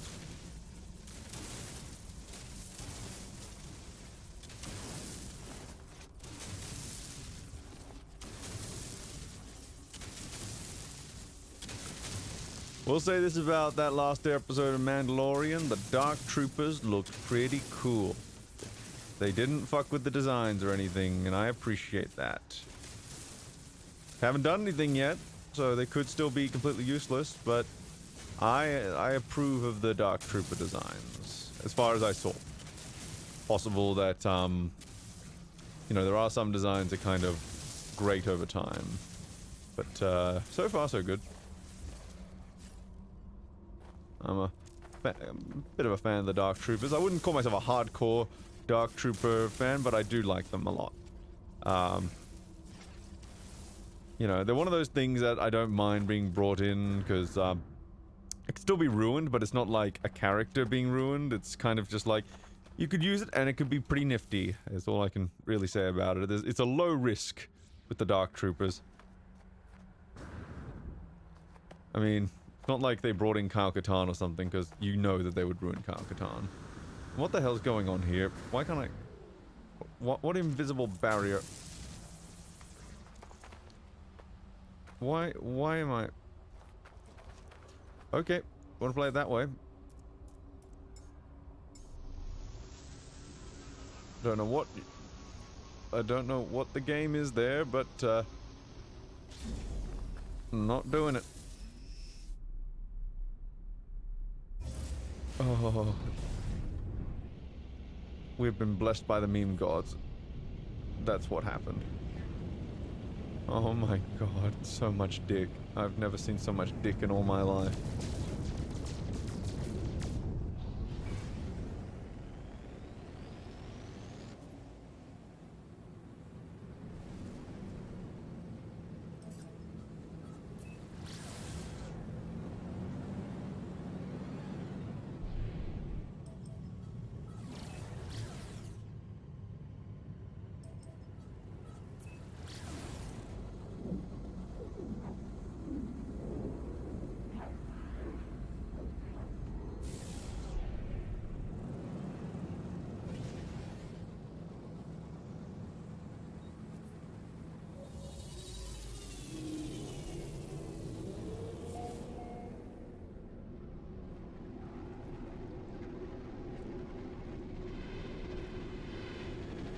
True fact, I used to do a Let's Play channel all the way back in the day, and I gave up on it because it was too much of a time investment versus the amount of reward I was getting for it, because no one was really watching.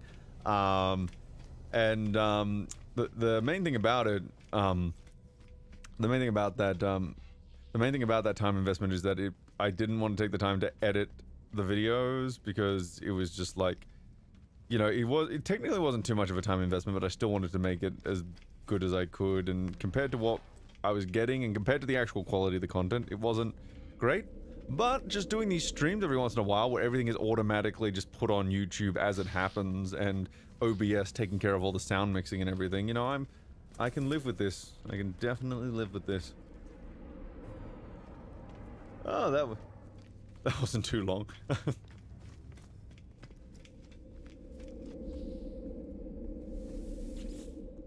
Go back home.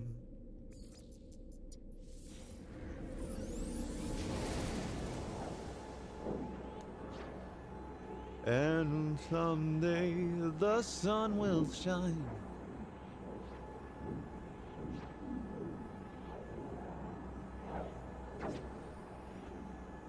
Some folks can lose the blues in their eyes. So that's the portable refiner. I just gotta keep it here.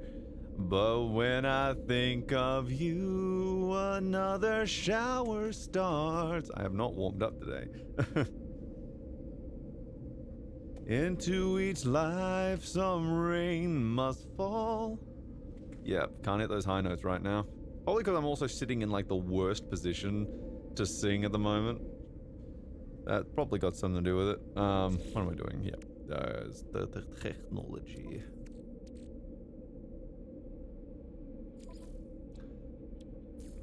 What do you mean, Misty? Oh, right, I gotta refine. That's why I came here. I forgot. I'm retarded. What happens if you refine antimatter?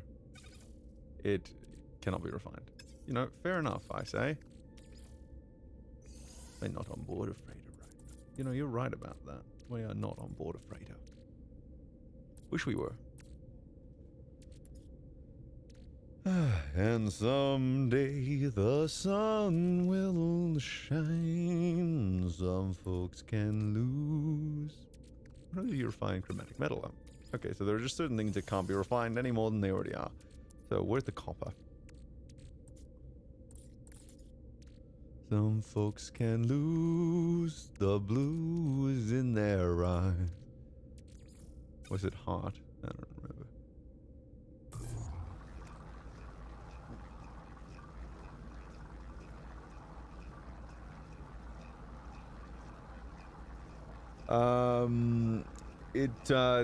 The oxygen was unfortunately at 0 when I checked that, so I actually had to, and then when I bought the second lot of oxygen, that one did go inside the refiner, so yeah, so I think the game did just eat my first batch of oxygen, which was about 6,000 units down the shitter, but that's fine. It wasn't too much of a sink, it was more just annoying.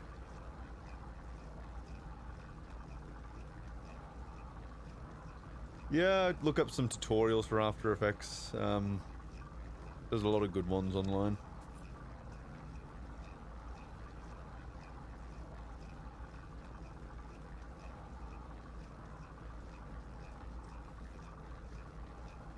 But you know, it's I'd start by looking up just the effect you're trying to go for. If you're just trying to remove the text, I would recommend just looking up how the aware fill function acts, the content aware fill thing acts, and then you can kind of go from there.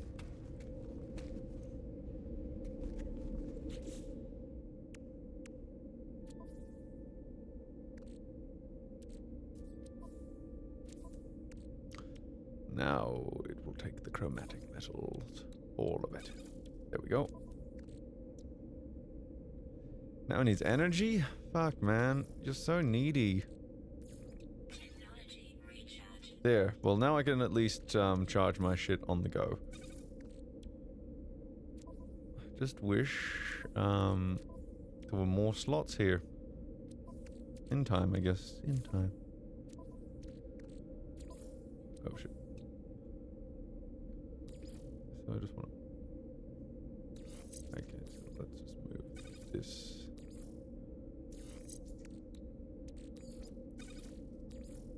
Just rearrange my inventory a bit so that the technology is at the top and the other shit's down the bottom. So we're kind of just doing this in order of importance. Why is the antimatter there? So, this. Any other technology? No. So life support cells will go under the life support. That just makes sense.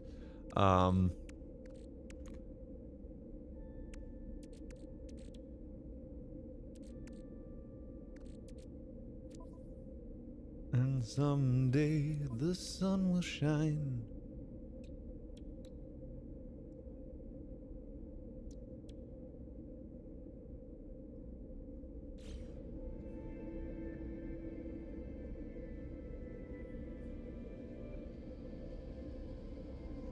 Oh, I see what you mean. Maybe I'll just double check. But the thing is, it wasn't properly constructed at that point, so I'm not sure how that would work. Yeah, there isn't anything in there. But anyway, now we can just refine copper as we go, which is so much better than having to come back here every time I need more chromatic metal. I've still got so much chromatic metal too. What's something else I wanted, technology-wise? I didn't have the resources, so... Oh, I need... Well, I can go back to the frigate for the silver. Oh, and this one actually needs copper rather than chromatic metal. Oh, but I can construct these right now. Don't know what I need these for, but you know, I'm sure I can find a use for them.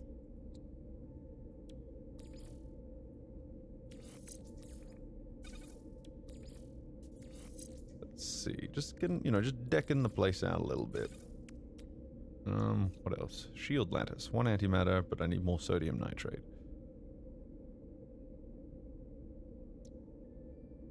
And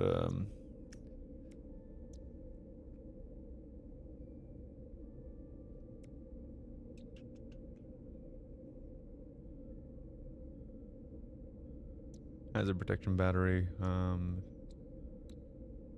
Okay, yeah, so I just have blueprints for like a bunch of different protective measures. I don't know how picking up objects works, but I have the gauntlets for it now. Hazmat gauntlet upgrades the metallic shield of the exosuit's gloves. An advanced blend of reinforced metal and catalytic shielding allows the user to safely handle hazardous materials, as well as perform the necessary feats of strength to harvest farmable flora. Interesting, I'm sure that'll become relevant.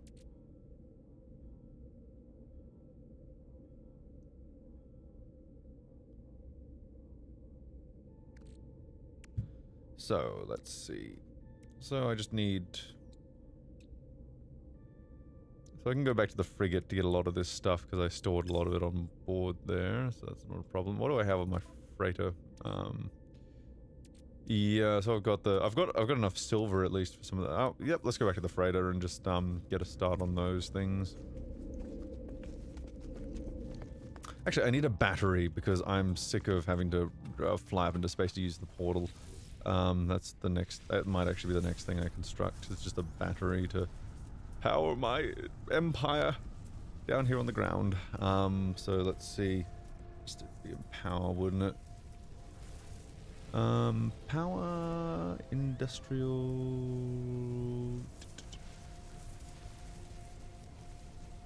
Okay, so I need magnetized ferrite and condensed carbon. Yep, that's fair enough. I'm curious. I'm very curious now. Not options. Did I move? Oh yeah, so I moved most of my magnetized ferrite, so I'm gonna have to go back to that station anyway. Fair enough. Did I move my... What I can do is I get enough condensed carbon at least. Then I can use my... Actually, no, I'm not gonna waste the fuel when I just have the portable one right here, but I could have. It was an option. Where is the proper carbon? Let's get as much condensed carbon as we can out of this charge right here.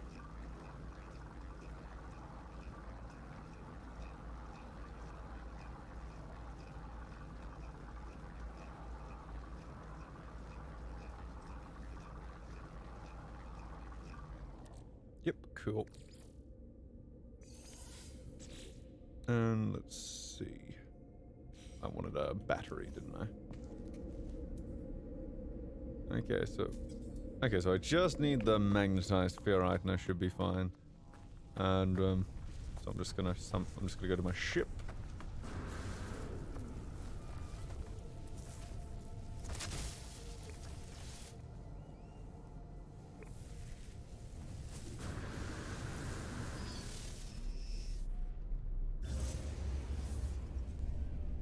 Head up to the space station.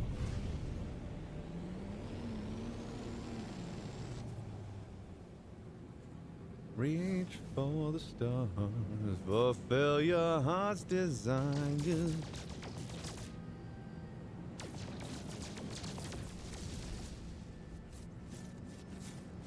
Now, where is the space station? There it is.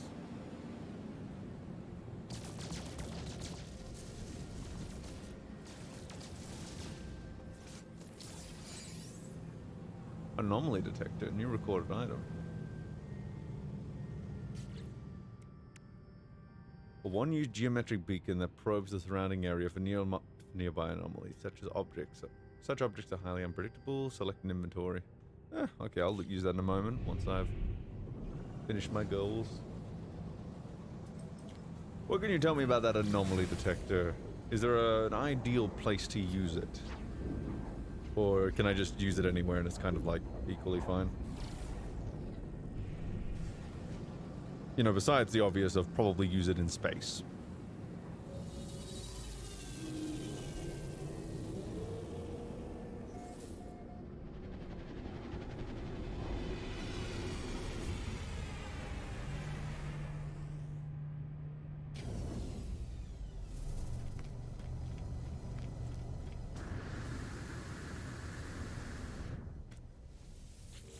Have they reset the things yet, or am I still on the...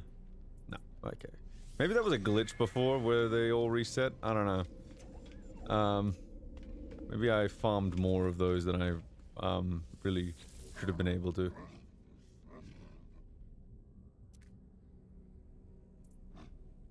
It's looking that way. Oh, okay. Sure. That makes sense.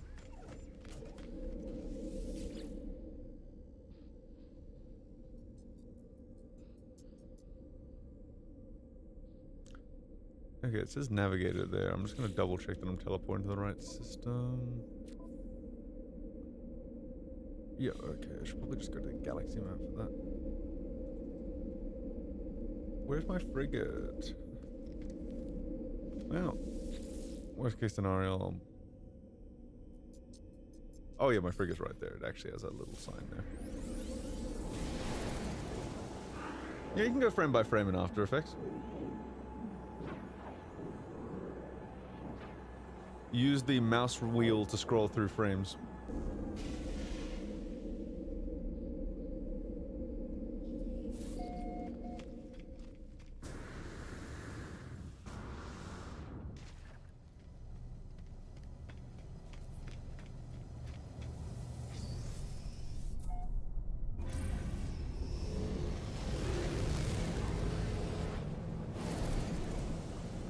Commit sewer slide over all the tugboats.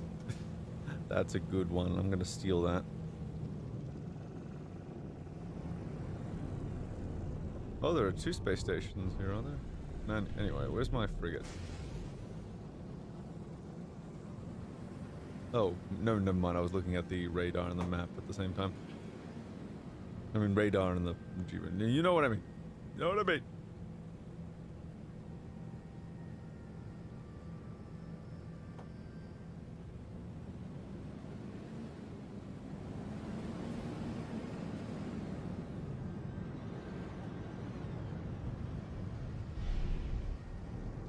Cargo pods, magnetized ferrite.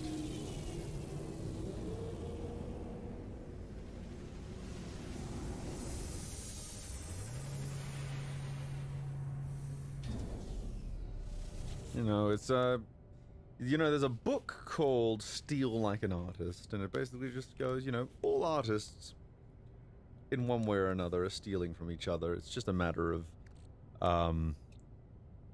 you know, there's a line between stealing and plagiarism. Now that is a line that I did not steal.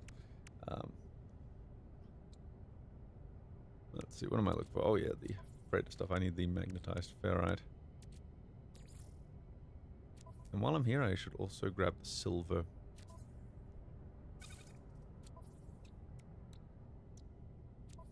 Because I need that as well. For other things, though. Specifically, let's see, what did I need the silver for? There was something that needed silver. Yeah, the radiation deflector, so I don't have to keep rubbing salt on my back. And the thermic layer, because in case I get cold. And, you know, I'm just gonna go fuck it. And yeah, actually, if I only need silver for this, I don't probably need it in my inventory. So, and also, let's just put the antimatter where the antimatter belongs. I don't have a lot of space, so I'm just gonna put this here.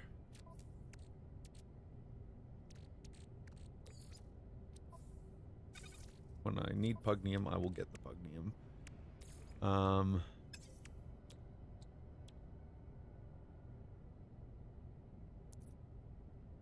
So we're gonna build the things and just stuff it.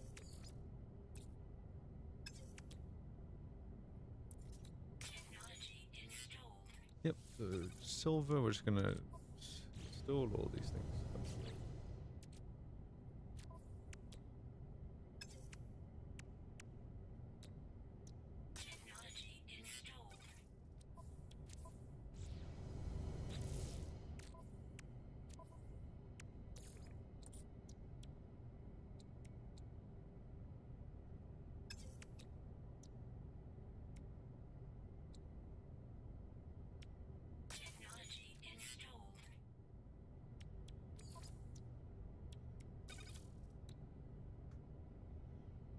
Okay, so we're just gonna get all the other shit, which is fine. Actually, we could get copper from nearby, couldn't we? That might save us some time. Nothing in the universe is new, including... Well, you know, from a very literal point of view, that is true. In fact, the universe wasn't new when it was new, in all likelihood. You know, it might have just been the recycled remains of a different universe, or what have you. Isn't technology great? Okay, let's go get some copper.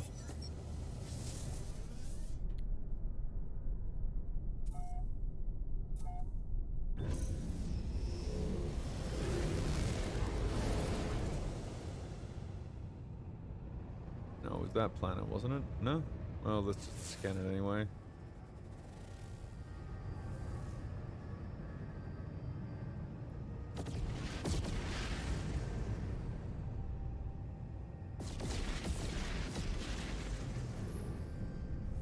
Yep, that has copper on it. It's a caustic planet. I don't know what that means, but...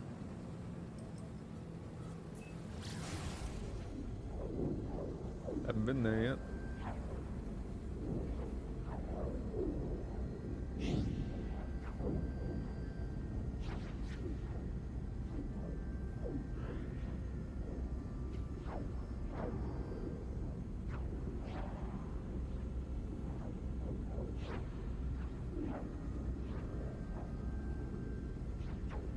Ah, I get what deal.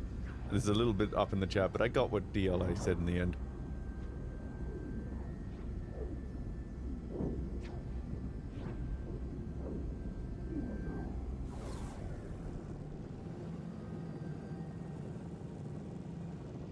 I like to remain optimistic with encountering intelligent life. I think my personal perspective on it is that we don't have enough data to determine how much intelligence is actually out there anyway, so trying to say, oh, we haven't detected X number of signals yet after scanning X amount of sky is not helpful, because there's just so little we know about what is possible in that area, so it's kind of like we have not been able to find ways to communicate with them yet, if they do exist, but I think we can only really say that we haven't found a way yet. That, once we rule out all possibilities, in like 200 years, sure.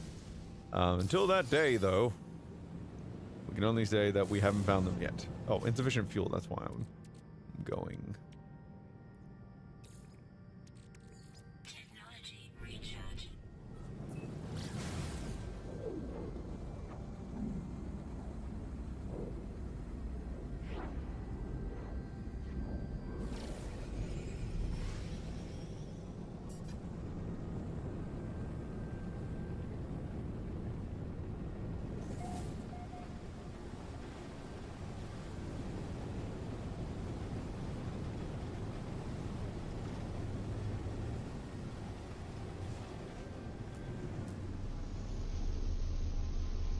This is an exciting as penis world, but it should have copper.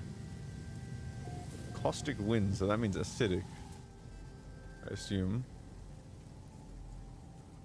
Does it? I actually don't know. We're going to go to the knowledge stone first, as per the usual. Oh, could you imagine alien TLJ? That would be bizarre.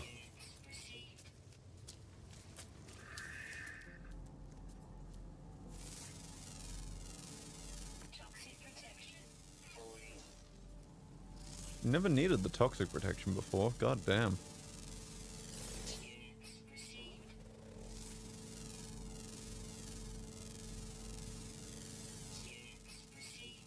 Yeah, well, that's the thing. There's just no way to know for certain what the state of life in the larger universe or even the larger galaxy is. There are just so many unknowns. Are we the first? Are we the last? Are we the latest? Is there a prime directive thing going on where no one is allowed to communicate with us until we prove we're not retarded? You know, the retard directive, as I would call it. You just never know.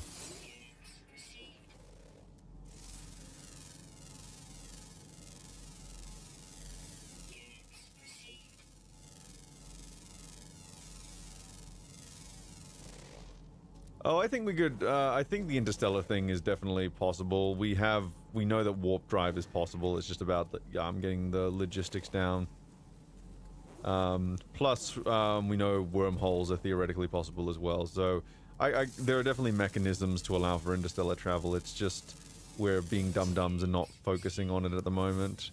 Because, you know, if NASA had a much bigger budget than it currently did, we might actually be making some serious headway. But instead, we're pouring money into a lot of different shit. I'm not gonna get too political on you though. All I will say is give NASA more money and take money away from places that don't need as much money. There, that is my controversial take. I like space.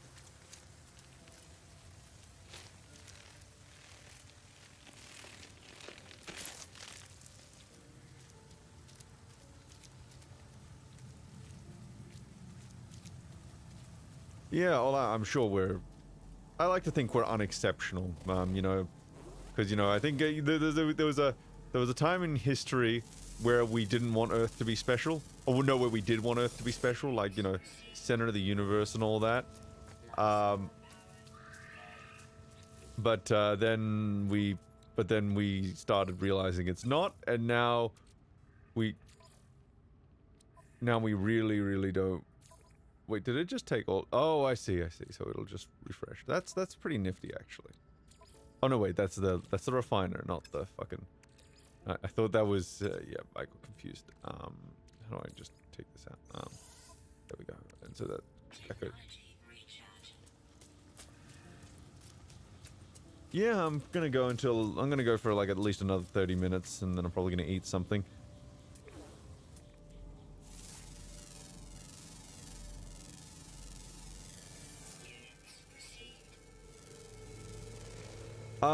I've seen more recent estimates that it is like that's why it says it's that it wouldn't require infinite energy, because that would just be moving at the speed of light at that point while what you're doing is warping. But like I'm not a scientist myself. I've seen like many things, I've seen contradictory reports, so I'm just not going to rule it out, because what we think is impossible today is often ruled as completely possible in a few years. So whenever I hear people say it's impossible, unless it like violates a fundamental law of physics, but even then there's so much we don't know. So I'm always like, we just, you know, for the time being, I think impossible for the time being is usually a more apt term, because I think, what is the estimate? We have 2% of all knowledge in the universe. So the large gaps we don't know, I'm just very fascinated with, and the possibilities that lie therein.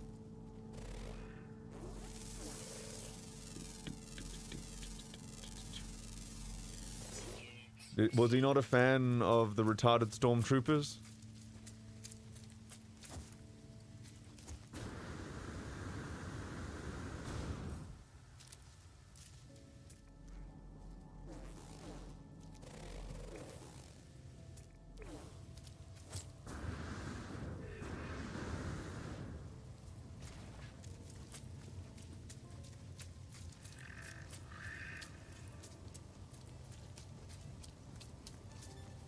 Yeah, I don't really know enough about it to comprehend beyond what I've personally read, so I can't really comment much more.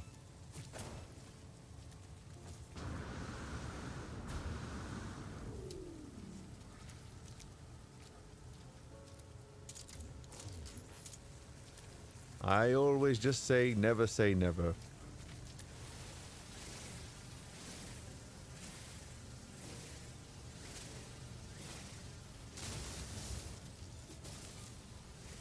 Like, work within what we know, but always remember how much we thought we knew in the past, or even in the recent past.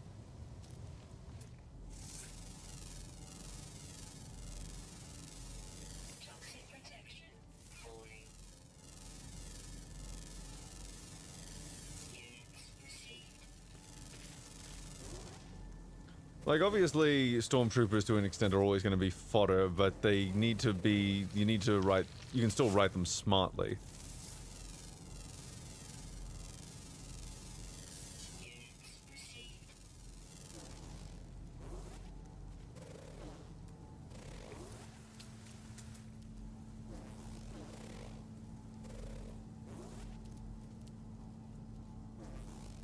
subterranean relic.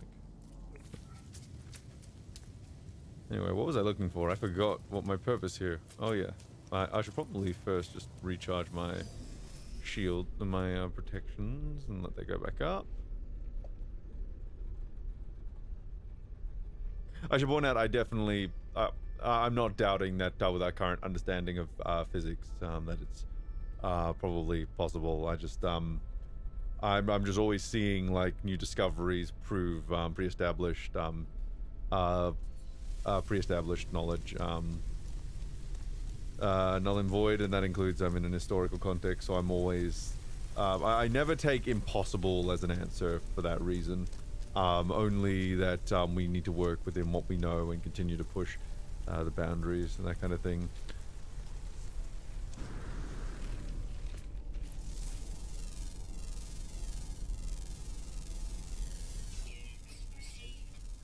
Well, yeah. Well, they need to actually be hitting their.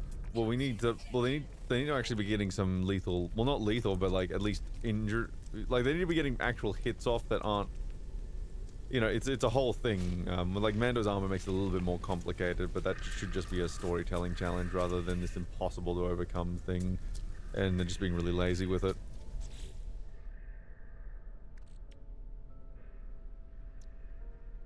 What should I dump in the ship? Oh, is the ship out of range? Yeah, 'cause I need to dump something so that. Oh, oxygen I don't need. Do I need any oxygen for anything? Not as far as I can see, so I can just dump the. So I can just dump the oxygen there. Wait, do I still have oxygen? Fuck. Okay, I'll just dump it. So I need room for copper.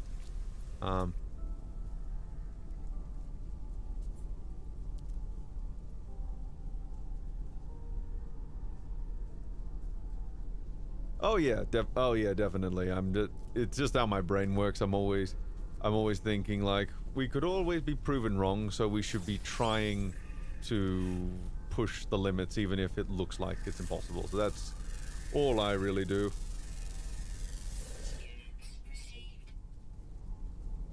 So that's all I really like to say on the matter is that just because we think it's impossible doesn't mean we shouldn't try to find the good old loopholes in the laws of physics. That is to say, not to violate them, but to find the things that allow for otherwise quite extraordinary things to happen. Yeah, it's the... And I think that just comes from my experience of being repeatedly told by authority figures that certain aspirations of mine were impossible, and then I usually prove them wrong. So maybe that's just maybe that's just a survival mechanism on my hand, where on my part, where I have to I feel the need to prove people wrong, and to push the limits as a result.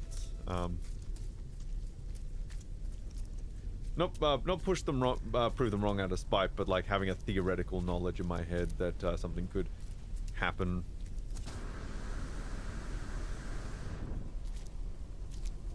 Interesting stuff, that human psychology.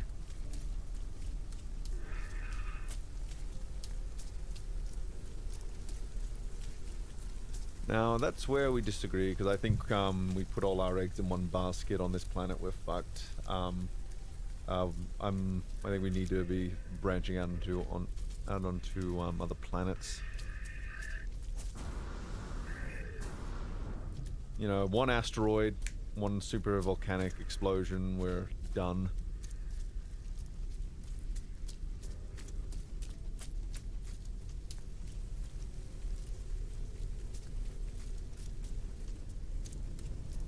Even if it is just within the solar system, I think we do need to have additional colonies out there.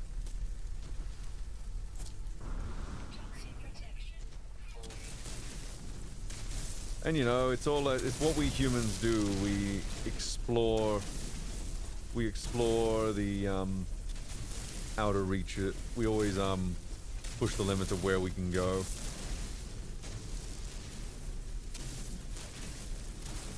Whether that's going to other continents or going to other planets.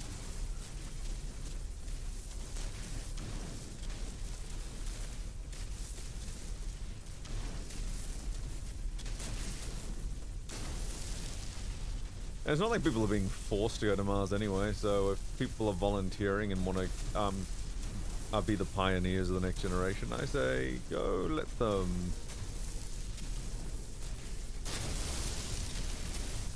If anything, like I'm sure you would agree that the innovations that space exploration force, you know, the logistical challenges of sending people to other worlds and keeping them alive there usually inspires like a lot of innovation on the technological front. So if anything, we will benefit from that.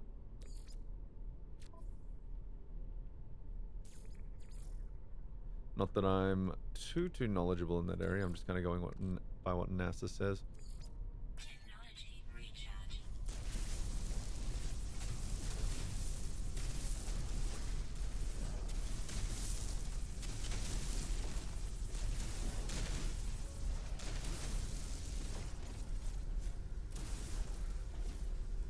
Oh no, we're not letting Bob on Mars. He can watch us all. I think his punishment should be to watch everyone else go to Mars. Toxic protection falling.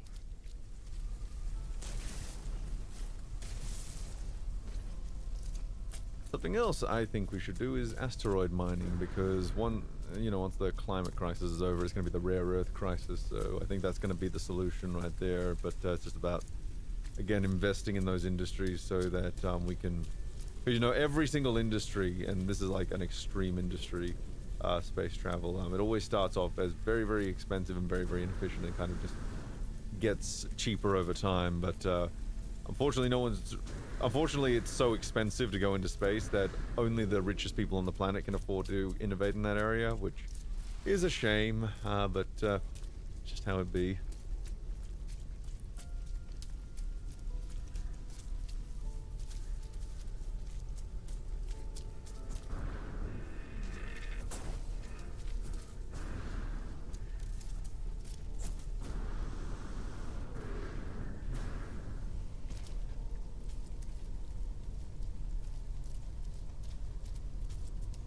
You know, actually, that wouldn't be a bad idea. Send Movie Bob to Mars first.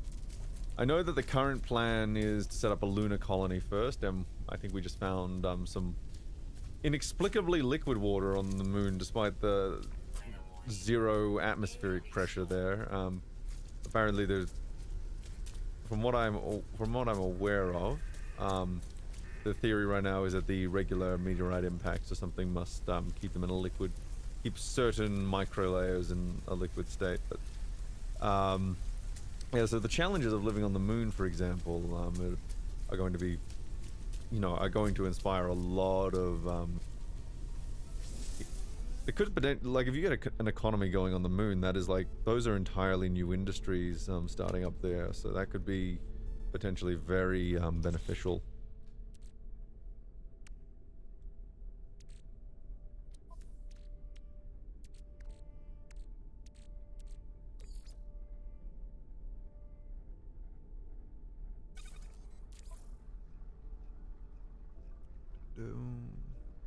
Oh no, wait, I need the actual copper. No, stop refining.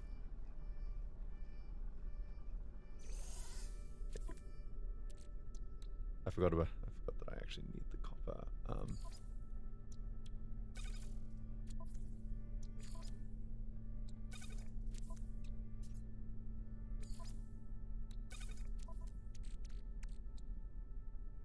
Is that everything?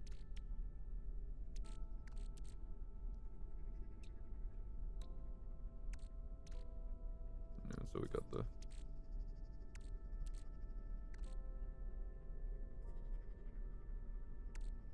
Funnily enough, I'm pretty sure...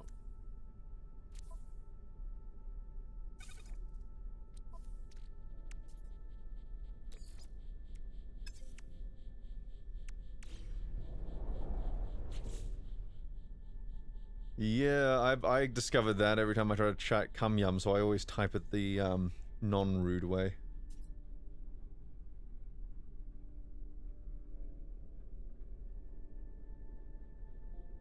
Oh, that wasn't intentional? Oh. Because the only thing I remember about Armageddon is that the asteroid splits in two and then there were big waves somewhere or something.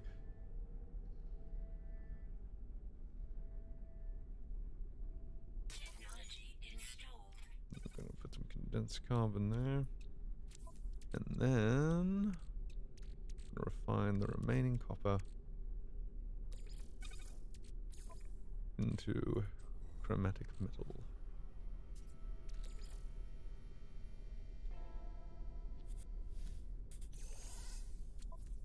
And that way we can... Okay, so we still need a bit more chromatic metal, but that's fine.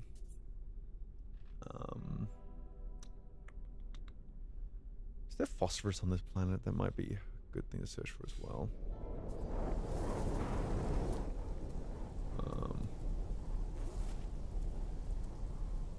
Weather update. Storm clearing. Units received.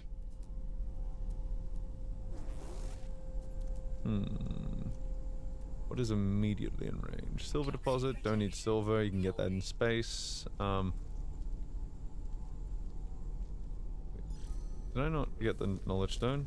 One sec. I must have gotten distracted talking about space shit. 'Cause I like space shit.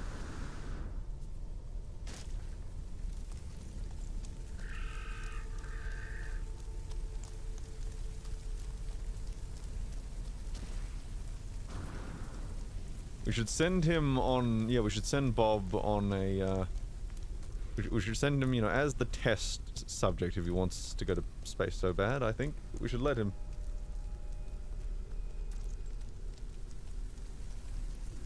Oh yeah, yeah, asteroids. I know that the principle behind it is that you don't want to nuke it, because it could split into multiple different pieces, and you know, you've turned a bullet into a shotgun pellet, basically, into a bunch of into a shotgun shell, basically. What you want to do is just redirect it, just send it in another direction. Or for asteroid mining, I know that the first tests of it would require, theoretically, to move an asteroid into Earth orbit so that we can more easily send spacecraft up there and refine our techniques and all that. So, like, it's about getting that closer to Earth first, and then we can... You know, a lot of other industries got to catch up to do it more on the regular in other places, but... You know, it's exciting stuff, the possibilities there. Exciting stuff. What the hell is it? Jade... Jade piece. Okay, fair enough. How would you describe the game so far? I've been looking for some chill, something to... Yeah, this is pretty chill. Bit slow in areas, but that's fine.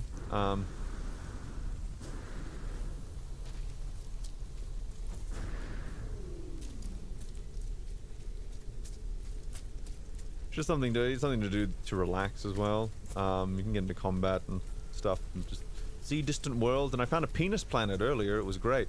Oh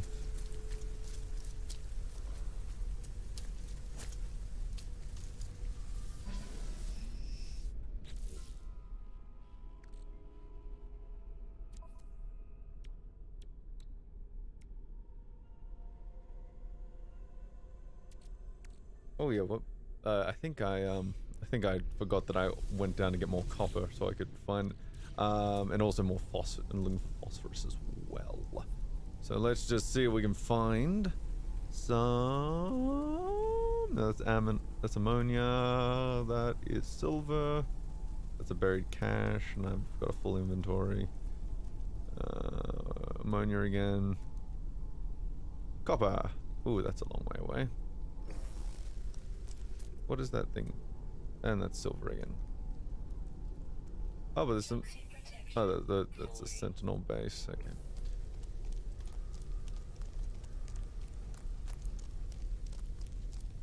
See you, Scooby.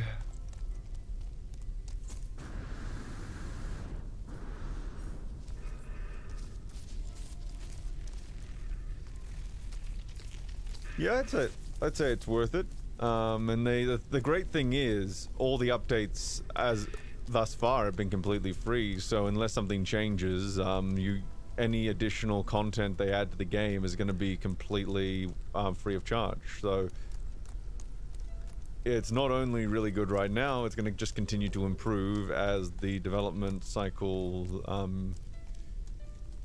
chips away at everything.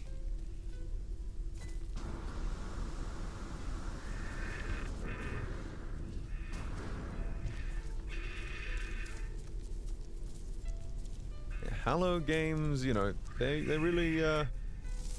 really did redeem themselves. And if you know the company's history, you know that it was probably a bit out of character for them to release the game in the state it was, and so it makes sense that Sony was kind of a little bit responsible for that.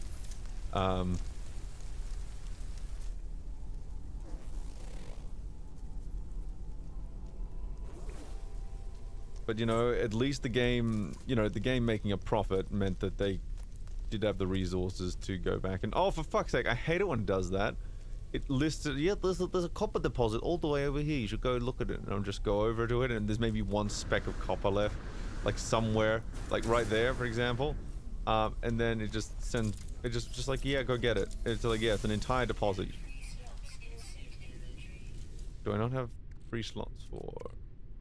Well... silica powder, you're going to be used as fuel, so I can... Technology recharge. Because I need a free inventory slot. And you have been chosen. I need copper. I need a copper slot.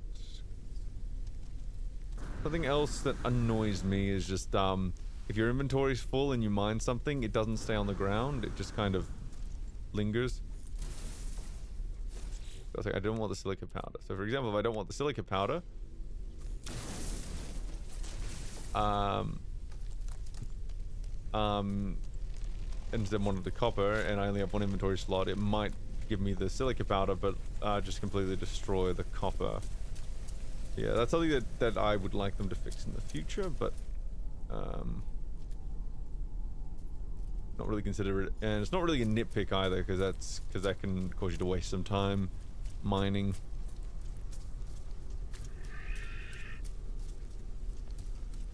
Oh yeah, definitely. If they want to do like a major one, sure. I don't know what form that would take. I suppose it just depends on their business model, but you can't complain about the fact that they have given us so much for relatively so little.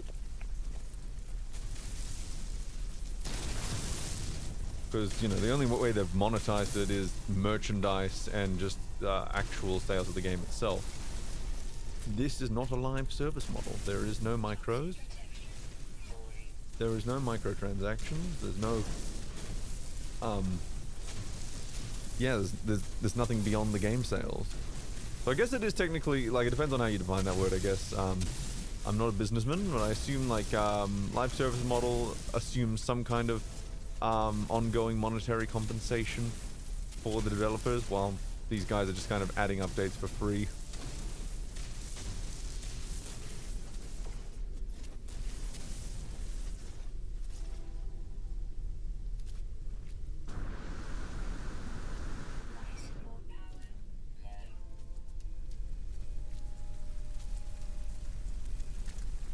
Oh yeah. Some games they'll just nickel and dime you. Absolutely nickel and dime you.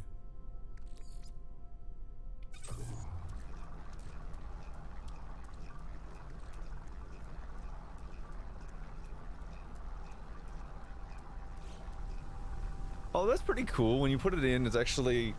They actually animate the model and everything. Just go, yeah, this is chugging away, refining your shit. What of it? Yeah, oh, that's really cool. I like that. I like little details like that. I'm a fan. Maybe that's why I like the Mandalorian, because I like the little details they have, even though the big picture stuff is retarded. There, I've figured out the secret to Mandalorian. It's the little things.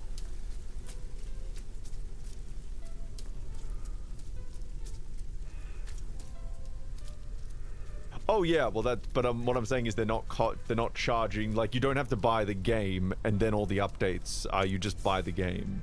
And there's a lot of companies who, like for example, like I have nothing against Elite Dangerous. Like Elite Dangerous is fine in my book, but you do have to purchase all the expansion packs individually. And fair enough for what they offer in the expansions, but still it's comparatively this is all basically all free of charge.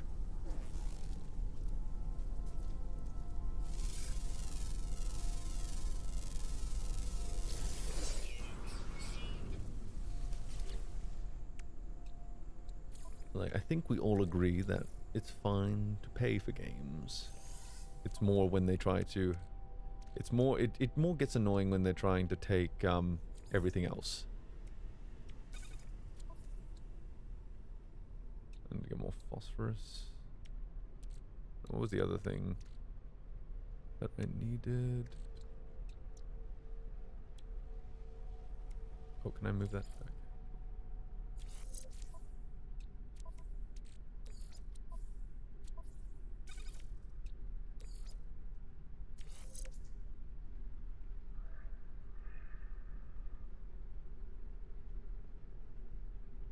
Oh yeah. Oh yeah.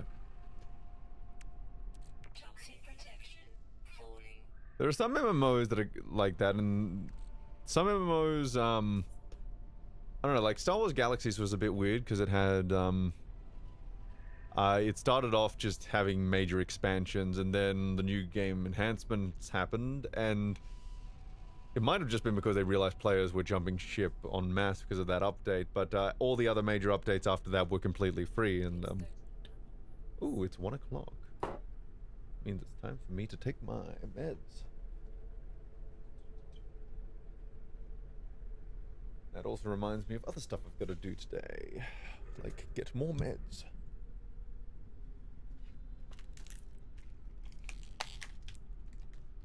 Toxic damage detected. Oh no.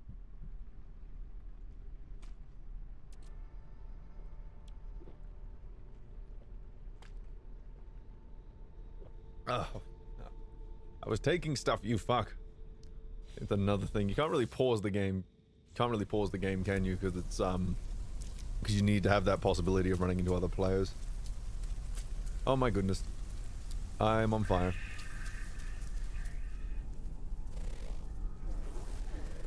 Where's the ship? I've gotta head back. Gotta get back to the past. Oh no, don't you... I'm aware. I'm very aware of the toxic damage that's happening right now.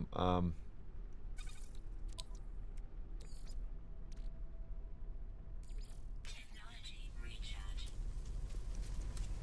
It's been a while since I had to rub salt on my back. Yeah, the Old Republic didn't take long to go to the free-to-play model, did it?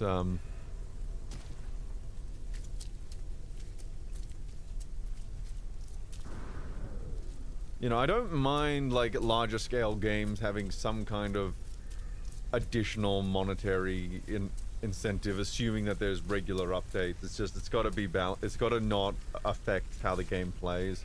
Like cosmetic microtransactions, you know, it would be nice. Power cells depleted. Oh right, yeah, fucking hell, just do it automatically, please. Technology recharge. It would be nice if, you know, skins and stuff could just be unlocked in the game, but if you want to do the cosmetic thing and still have the gameplay the same, I can see that as a good compromise. Assuming you're not doing something ludicrous, like if you want to unlock the color red, you have to pay $5. Just like, no, fuck off.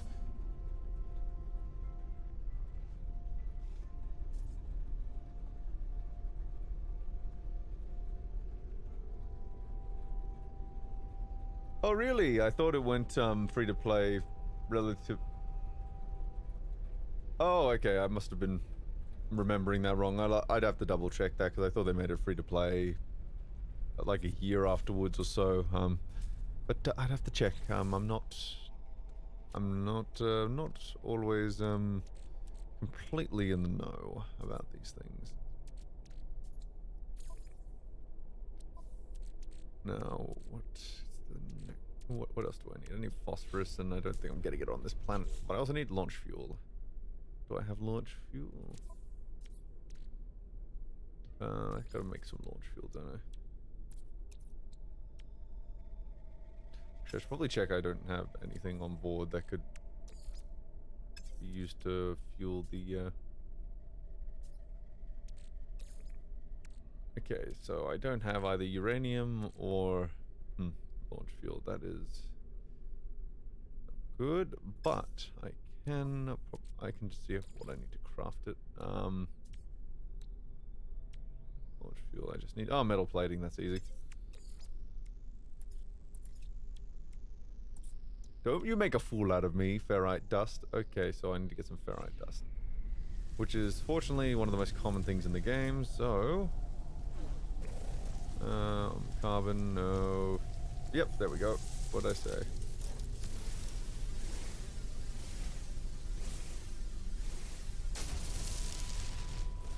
Oh, okay, I see what you mean.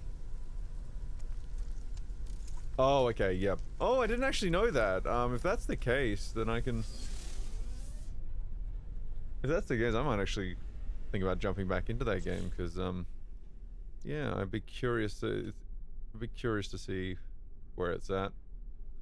Probably won't do it in the immediate future, but it's something I might do, if only to more thoroughly... Oh, I need slightly more than what I got. Only to more thoroughly inform certain conversations.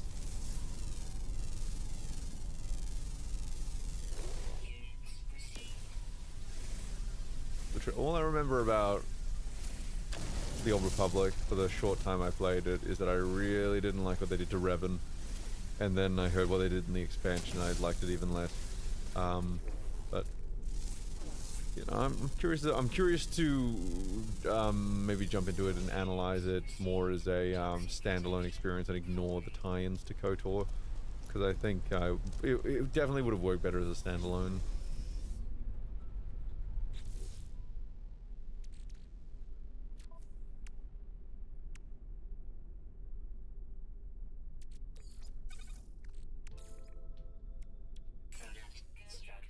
Cool. Now I can...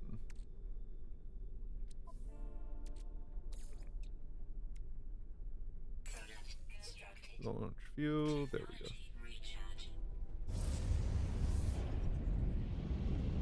go. DOA.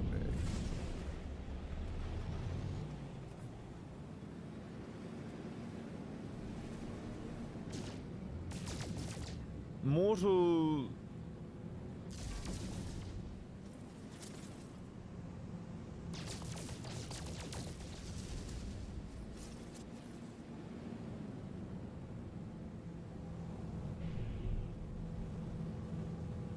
Remember when Warner Brothers was forcing like really petty microtransactions into every single game that they made?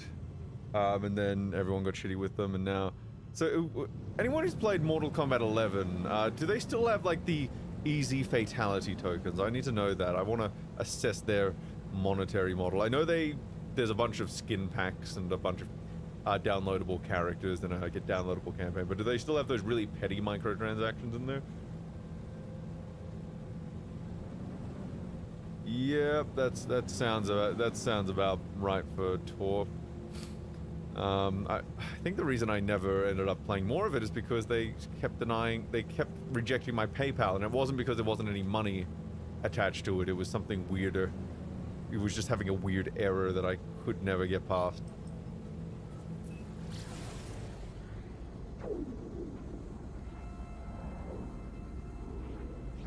Yeah, the easy fatality tokens in Mortal Kombat 10 were atrocious. Anomaly detected. Holy moly. I wasn't expecting that.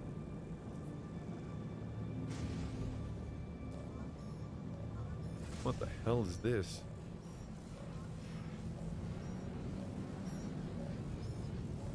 Emergency what? Emergency civilization shelter pod. Oh my goodness. Gotta get it out. Gotta find a way in. Damn it.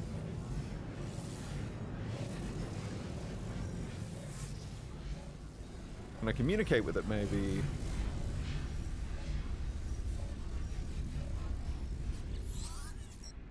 Homeworld Ilalia. Fleeing from conflict. Cryogenics failures. Jason's contact. 50,000. Surviving population. Oh my goodness, that's a lot of people. I can't take them all. Maybe I can help them fix their cryonics.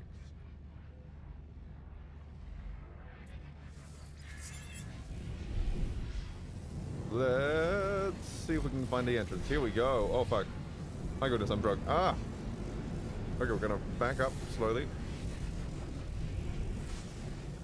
I thought I saw an entrance around this side. Oh no, there it is. I think that's it. Fuck.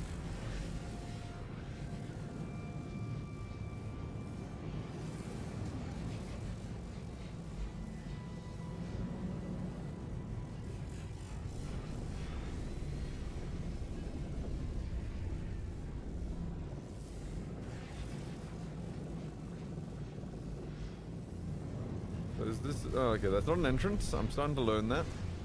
You know, you have to touch the stove about 3 times, I think, before you learn that it's hot. You see, the worst thing happened when I had my hot stove lesson, actually, because the first few times I touched the stove as a child, it wasn't hot, it was warm, so it was actually kind of nice to touch. And then one day I touched it while it was hot, and I burned the fuck out of myself. And that's how I learned.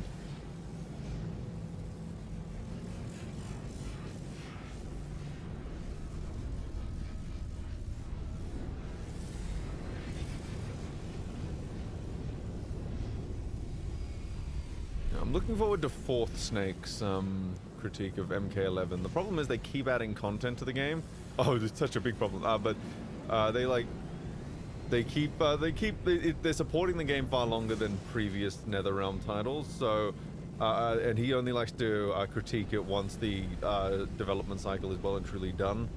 Because you know, obviously it would be a little bit unfair to do like an in-depth critique of an unfinished. Well, not unfinished, but if the game is going to fundamentally change, it's not going to be a very useful review, even if we think that a game should ship complete on launch. Well, the thing is, it did ship complete on launch, it just has additional content being added on top of everything. It's not like the game was broken at launch. As far as I know, I heard the gameplay was really good. All I know is I watched the story cutscenes and wanted to kill myself. I'm still trying to figure this thing out. God.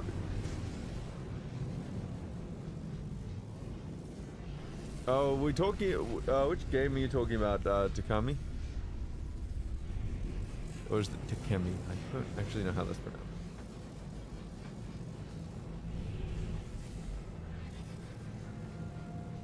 Oh, are you talking about Tor?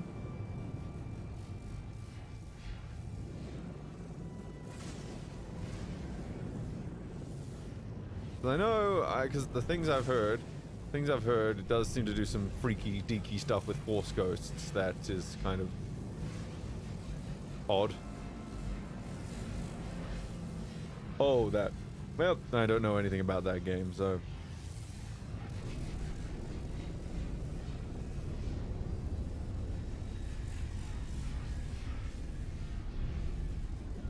Yeah, I'm only, sometimes I only catch every 3rd message in the chat, because right now I'm trying to figure out how do I help this poor thing.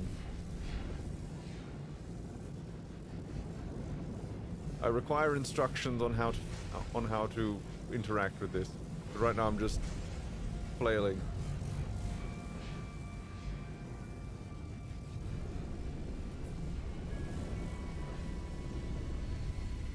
Oh, send support frigate out on exposition and speak to the navigator to view available routes. Oh, okay. Okay, so I have to go to the frigate, do I? Okay, sure. Hopefully it just stays there.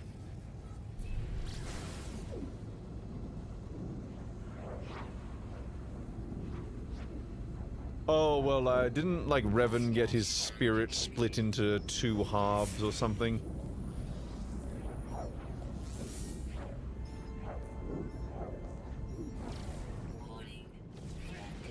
like this good side. I think that more just ties into the just some general issues I have with how they handled Revan, because I think, as far as I'm aware, it's been a long time since I've actively engaged with Tor, but as far as I remember, they really watered down his story and basically made all his choices in the KOTOR games not his own, because he was just corrupted. But then they like split his soul in two or something. I don't know. It's weird.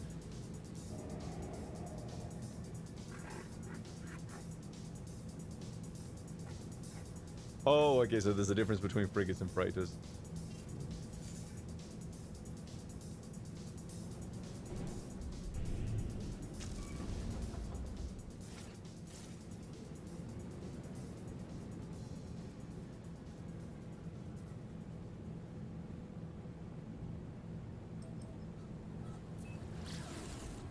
Revan is much more interesting when he fell to the dark, when it's like he fell to the dark side or became aligned with the Sith for the greater good, rather than just like going, oh, oogie boogie Vishay, I have corrupted you, oogie boogie, sending you after the Republic. It was like, you know, it was more interesting when he was conquering the Republic to protect, so that he could reform it and protect it from the Sith. That was much more interesting.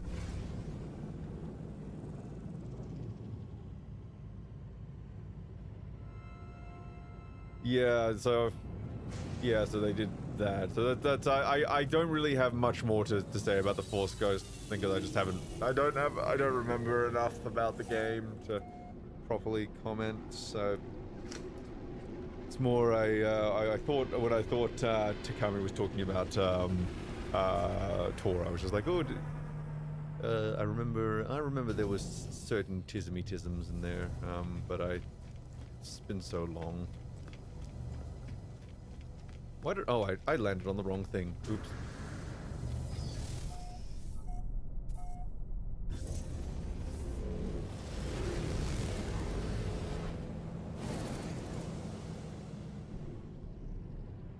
Oh, man.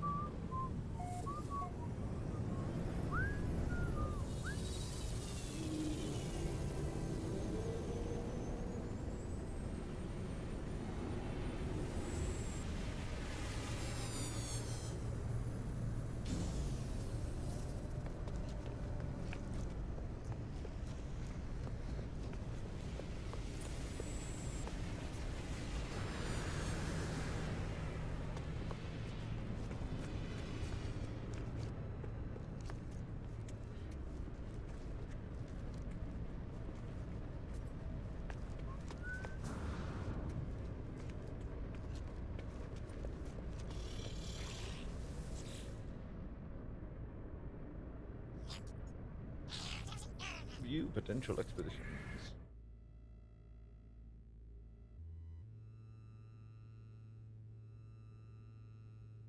Okay, I see what you... Okay. That's something. Did they add any ship customization?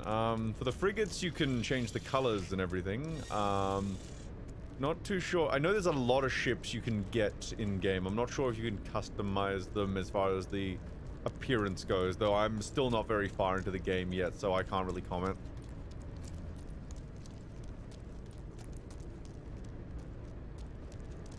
It's possible something they'll add in a future update. That seems very logical, actually, that they would add that in a future update, because they've added a lot of the really larger core features, so now it's... I think a lot of the future stuff is going to be very...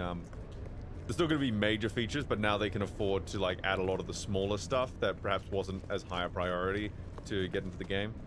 I don't know.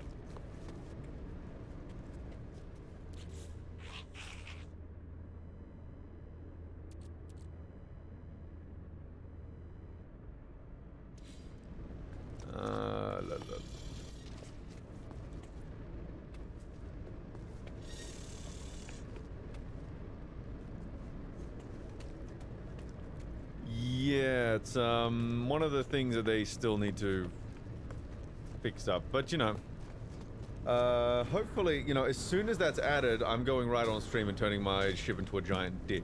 I'm just, you know, it's just who I am. But until that day.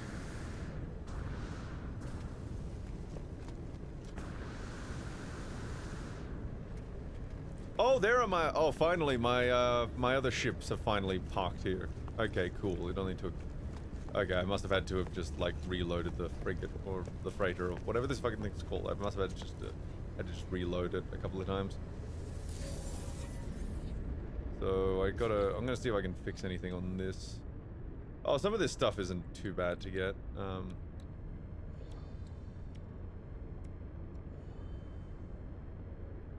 Actually, before I fix this thing, I think this is actually a Viking ship that I salvaged from a distress call. I'm gonna just Shield down. I'm gonna finally fix the shields on this thing. Component repaired. Okay, so there's still like a bunch of other slots that need to be freed up. But fortunately, the primary cause of my headaches is now gone because we now have all the main ship functions back. That's good. I'm gonna offload some of this stuff into the freighter.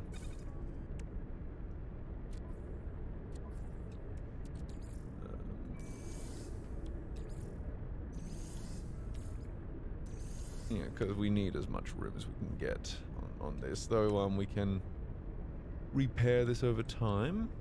Does look like. Fuck me. I thought it said 75 wiring looms, and I'm just like, what do you think I'm made of money?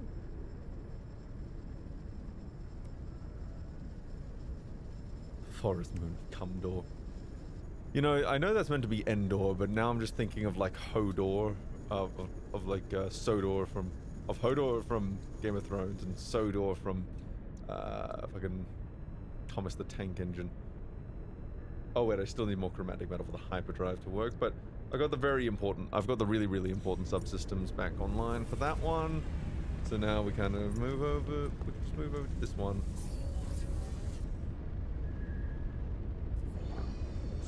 I don't think this thing can take off at the moment because the thrusters are fucked, but we can. Okay, so we don't have enough pure ferrite for it. Is there anything we can just fix right now?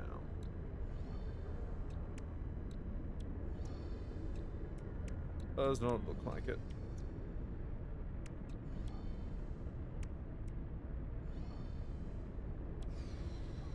Yeah, it looks like we're starting basically from scratch on this one, but that's fine. One day I will get a ship that isn't broken on fucking upon acquire. Actually, I technically got this freighter. It wasn't broken.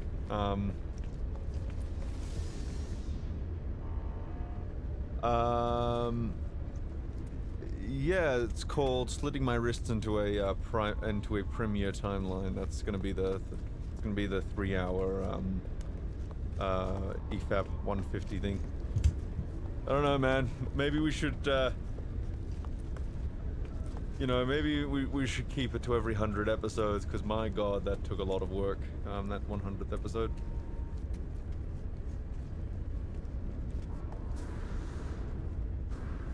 And plus, we still don't... I don't even know what we would do for another big collaboration like that. Like, because the thing is, the Avengers Endgame one made the most sense because there was already a strong Avengers kind of motif going with EFAP and everything. Like, we had the Avengers theme as the EFAP theme, and we had a lot of Marvel memes as well, so it only made sense that we use that. And there's not really...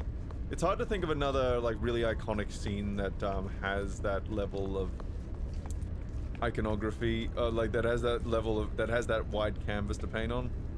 I don't know. We're recreating the whole Spider-Man trilogy with movie bobs. Spook! You're not supposed to tell him! God!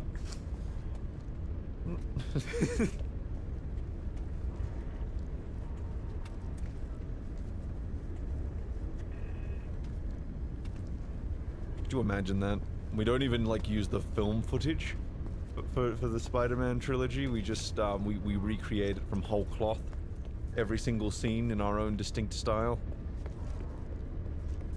Like we take pictures from the film and then we paste faces onto them and then we like wiggle them around using keyframes. Actually, let's do that. That would be so much easier than what we did for EFAP 100. I can be lazy. Good. And then it still ends up too complicated. That's how I do.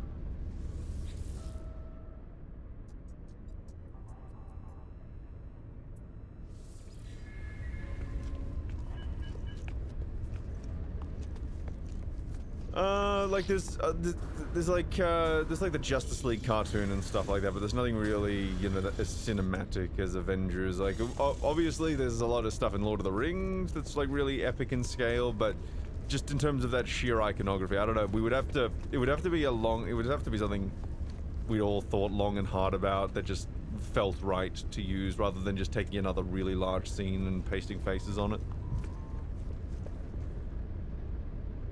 Oh dear Lord God.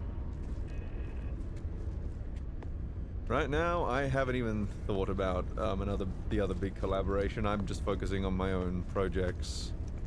Though that doesn't mean there aren't collaborations happening within the different memers. I had Rainbow Soap, for example, do the backing track for Cum Yum Changes.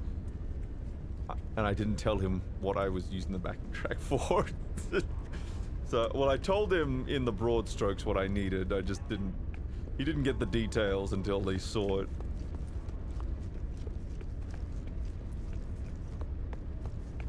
Yeah, that's the thing. It's about... And the thing is, the thing about the superhero team that really makes it work is that these superheroes are come from all kinds of disparate sources, so they're kind of all very individual. I don't know. It's got to be something that would make sense as being really iconic to EFAP as well. So it's tough. It's tough. Unfortunately, the new Disney trilogy, you know, that might have fit, but the thing is, the podcast was made to destroy those films for good reason, so they're not even good meme material most of the time. Like, you can use certain shots from them for the meme value, but in terms of like an unironic, like, oh my god, this is so epic, they completely failed at that, so they're not even usable as far as memes are concerned. Although maybe we could do a Revenge of the Sith thing. I don't know. That's like meme heaven right there. Just that film. I don't know. It would. But even then, like, there's no real large team up scene in that film, and for good reason. But I don't know. There's just not a lot of good candidates at the moment. That might change though. What might be interesting, and besides, what might be more interesting is for us to maybe do an anthology meme where all of us just do a different meme, and it's kind of part of a big compilation or something. I don't know. Might be more interesting to do something radically different from the Endgame one, because honestly, we'd just be redoing what we did with the Endgame one, and you know, it would get stale after a while, even if the production values were really high. You want to continue giving that. You still want to continue. You want to continue giving something new every single time, or giving something of value. You don't want to just be on loop.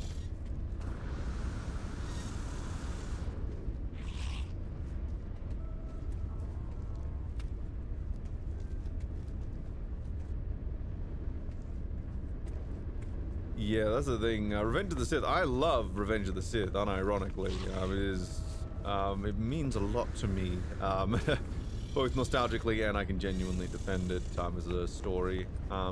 There's some tisms in there, but honestly, they don't really. It's really one of those films that I have to have the tisms pointed out to me because, well, partially nostalgia, but partially just the larger story is very investing. But yeah, there's not really much as far as like very large team-ups go in that film. So yeah, it would definitely be more a case of, I don't know, it would, I don't know what form another collaboration would take, but it would have to be something unique, something that would like scream, "We need to do this," if that makes sense. And right now we haven't really discussed it because I think we're still a little bit burned out from the last one. Burned out in a good way, definitely, but still like a little bit like, oh, let's not think about that right now.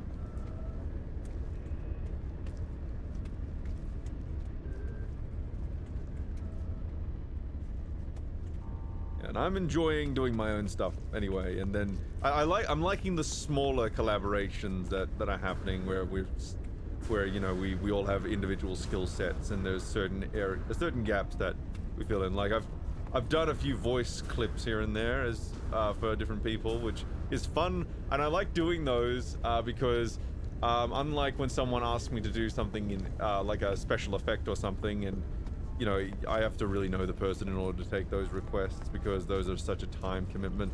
If someone just asks me for a small voice clip, I can just do that in like 10 minutes and send it off. I still procrastinate like fuck on it, but it's still a case of, yeah, it's a very small time commitment and I can help out in that way. And like, that's kind of the same for a lot of different people. We've all got different strengths and we can all help each other out. So that's kind of where the collaborations are right now.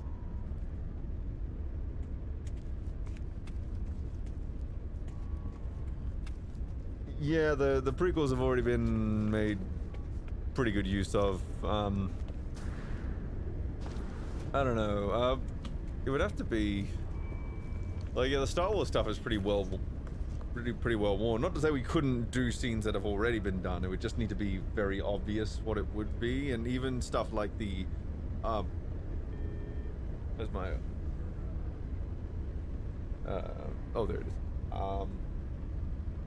But even stuff like the, you know, the Old Republic CGI trailers, as amazing as they are, yeah, they don't scream anniversary, if that makes sense. They scream regular meme, but like high scale regular meme. Like an anniversary is for the anniversaries, it's got to be something that's celebratory, I guess is the best way to put it.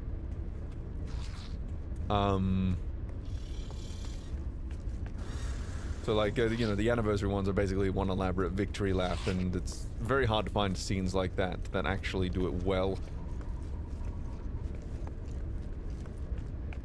I mean, Rise of Skywalker tried, but oh, fuck me.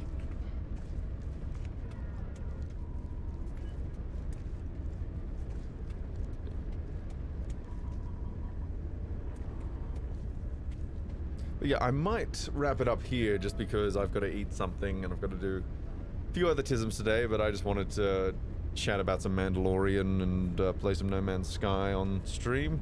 But yeah, it's been fun while it lasted. Oh yeah, JLU hasn't been properly used yet. I do eventually want to do just some... I did have a plan to do something where it was that final curtain call, but I wanted to use Wolf for that, and I'm not sure I feel comfortable putting him in new memes. I think we've all kind of silently agreed that only projects where we already had plans for him are allowed to continue using him at this point. But yeah, we'll see what happens there. But yeah, I'm gonna end the stream now. Yeah, so for example, I haven't made any real progress on Goliath Saga, for example, because I'm prioritizing the episode 9 stuff. But if I ever get around to finishing that off, at least episode 2 of that, I would be using him because I already had big plans for him there.